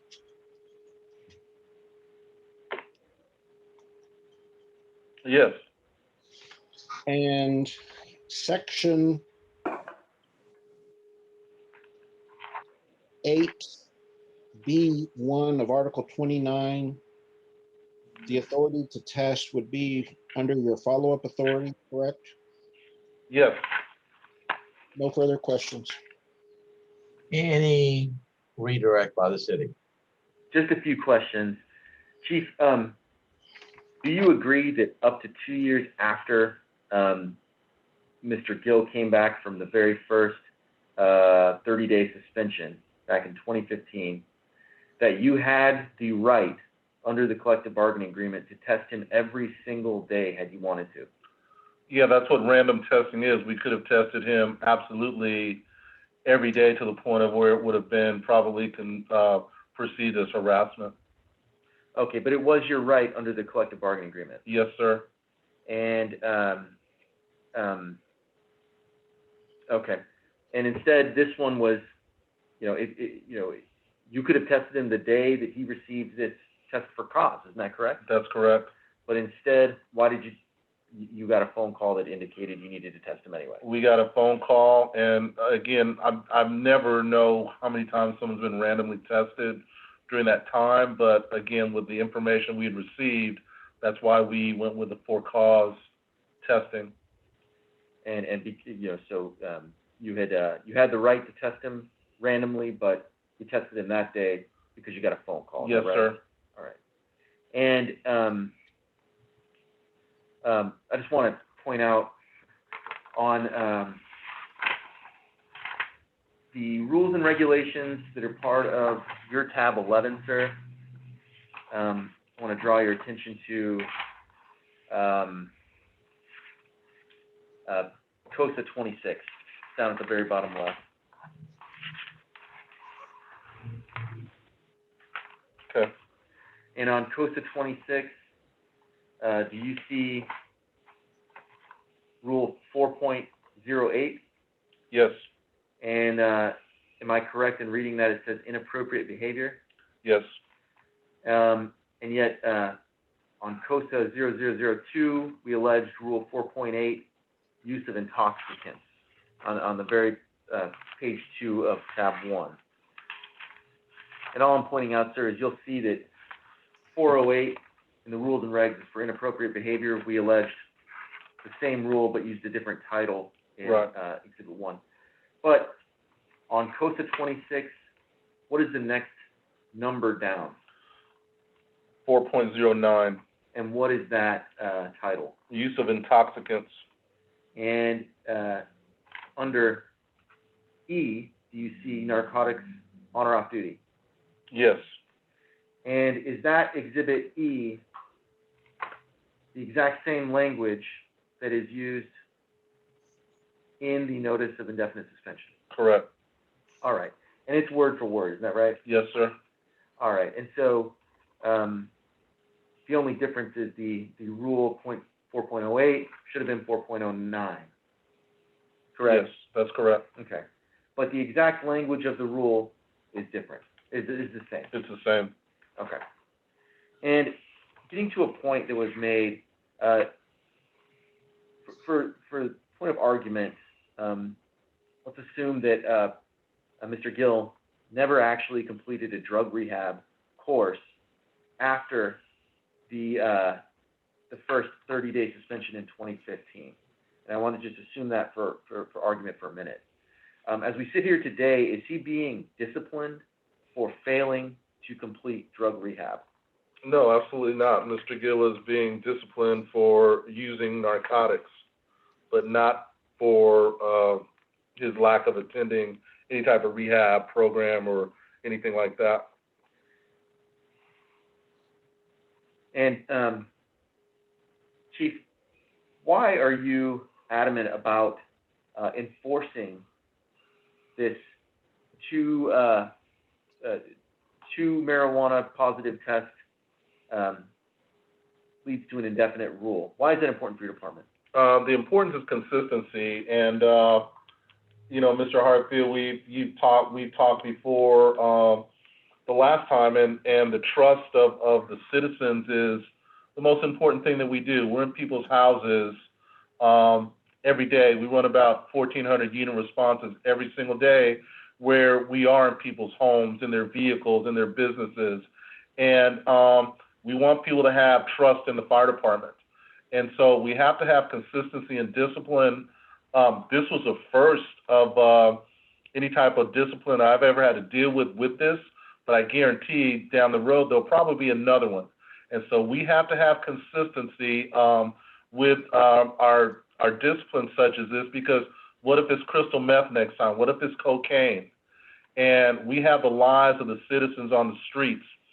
We have mothers full of kids in a minivan. Our members drive emergency vehicles, big red trucks.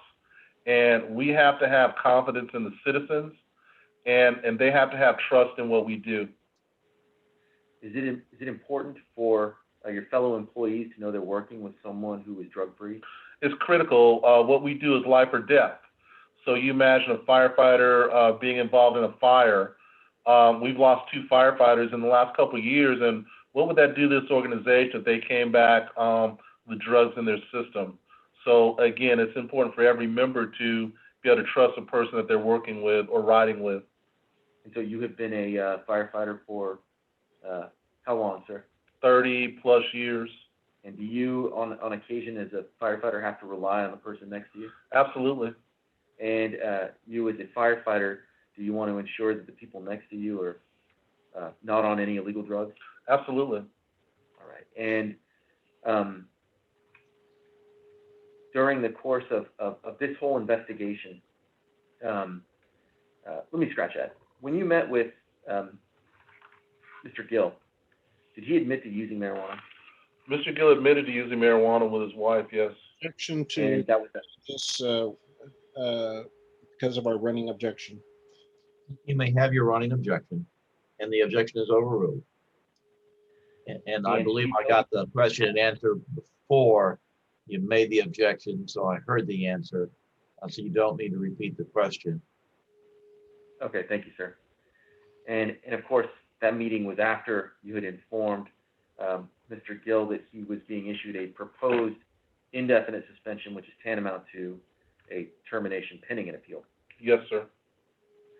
And to date, have you been provided any sort of evidence that leads you to believe that the drug test and the admission should not lead to a termination? No, I have not received anything.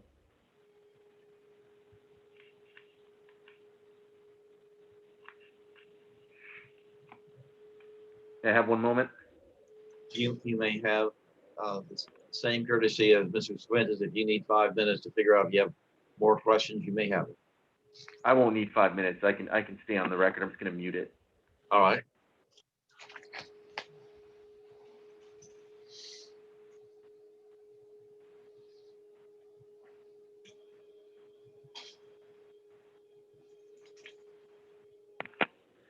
All right, and Chief, do you make this sort of decision to end the employment of one of your firefighters in a vacuum or by yourself?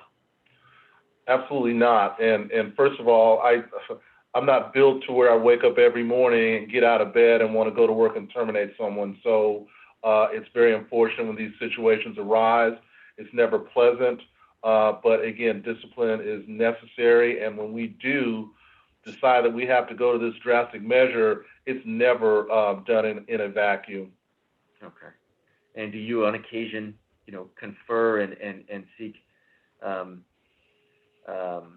the input of other senior staff? Absolutely. And did you do that in this scenario? Absolutely.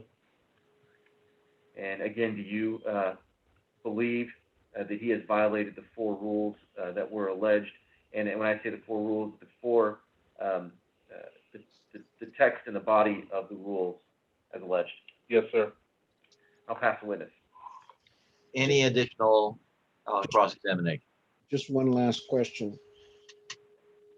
When Mr. Gill was tested for drugs in March of 2017, when you obtained the test results, you never determined what the marijuana metabolite level was in nanograms per milliliter, correct? That's correct. Nothing further. Any additional direct?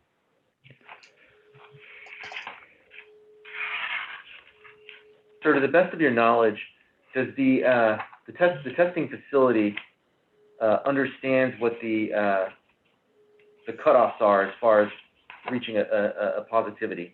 I mean, We just hire professionals. speculation of what the understanding of another organization or person is. Overrule, I'll allow the witness to testify as what his understanding is. Go ahead and ask that again, please. Yeah, is it your understanding, Chief, that the entity that we've hired has the cutoffs and understands the cutoffs for positivity or negativity for the drug test? It's my understanding that they know the parameters.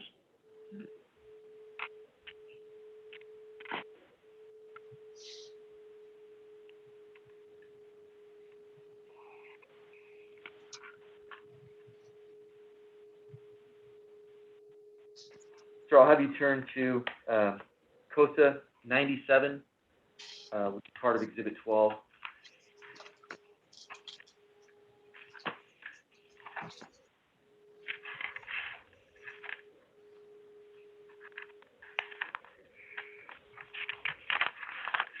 Okay. And you see Section 6 called General. Yes. And in Section 6B, it states that all drug testing under this article, only conclusive results are to be reported to the city. All positive urine analysis will be confirmed by GCMS test and reviewed by medical review officer before considered conclusive. Both tests must be positive or the results are inconclusive, thereby causing a negative test to be reported to the city. And following that, there's Section C. In all drug testing under this article, individuals with a positive drug test for drugs will be notified by the MRO in person or by telephone. And I want to ask you just a couple questions here.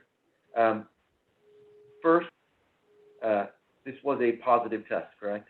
Correct. And secondly, during your meeting with Mr. Gill, did he ever indicate to you that he had not received a phone call from anyone or been notified by the MRO? No. All right. And so he never indicated to you that he presented the MRO with any sort of No. Mitigating evidence? And again, he never raised any at your meeting? No.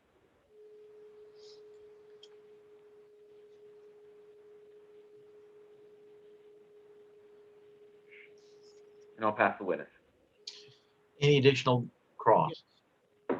You don't know who would have been the MRO at the time this test was taken that would have been required to speak with Mr. Gill, do you? In an organization this big, I would have no idea. Okay, and you certainly didn't confirm with whoever that person might be that in fact they did talk with Mr. Gill, did you? No, So you don't know if the MRO talked to Mr. Gill as required by Section 6 of this contract, correct? correct? Now, And you don't know, based upon Exhibit 3, whether or not Quest Agnostics complied with the contract, do you? You have no personal knowledge, do you? I have no personal knowledge. Nothing further. Any additional direct?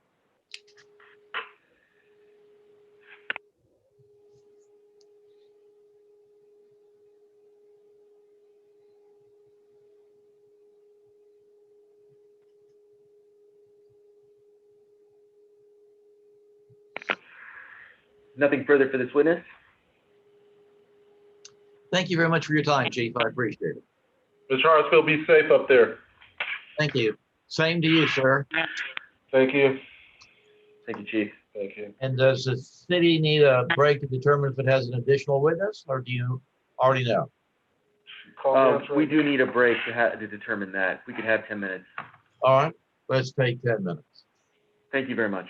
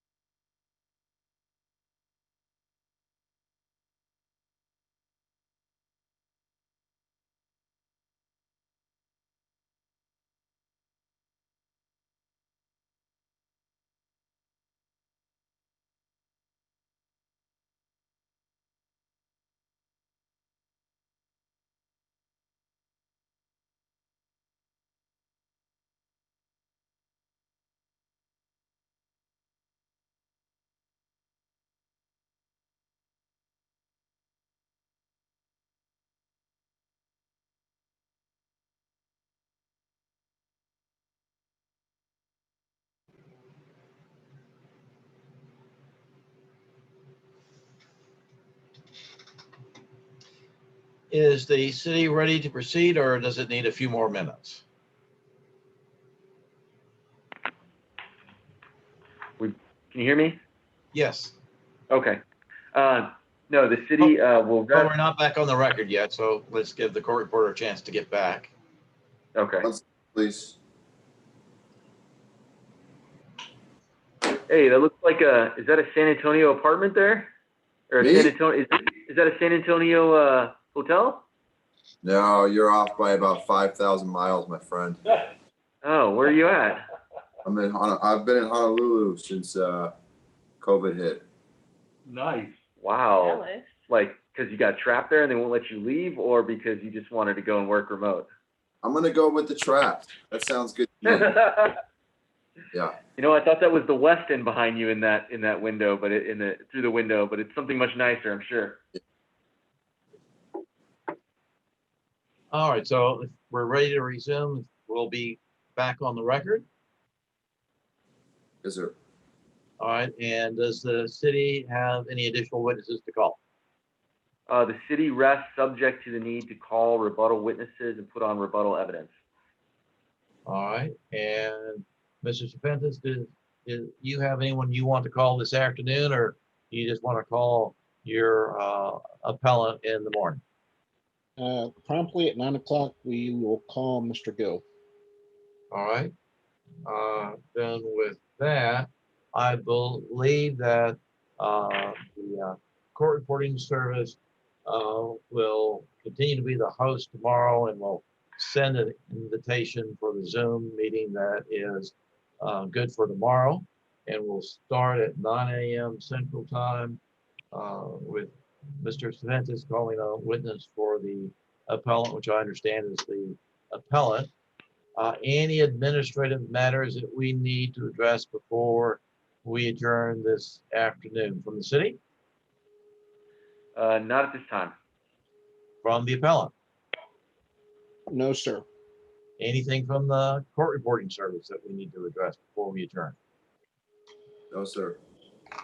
Thanks for your time. We're adjourned until 9 a.m. tomorrow, and it's my understanding that the live stream will continue again then at 9 a.m. Thanks for your time. Thank you.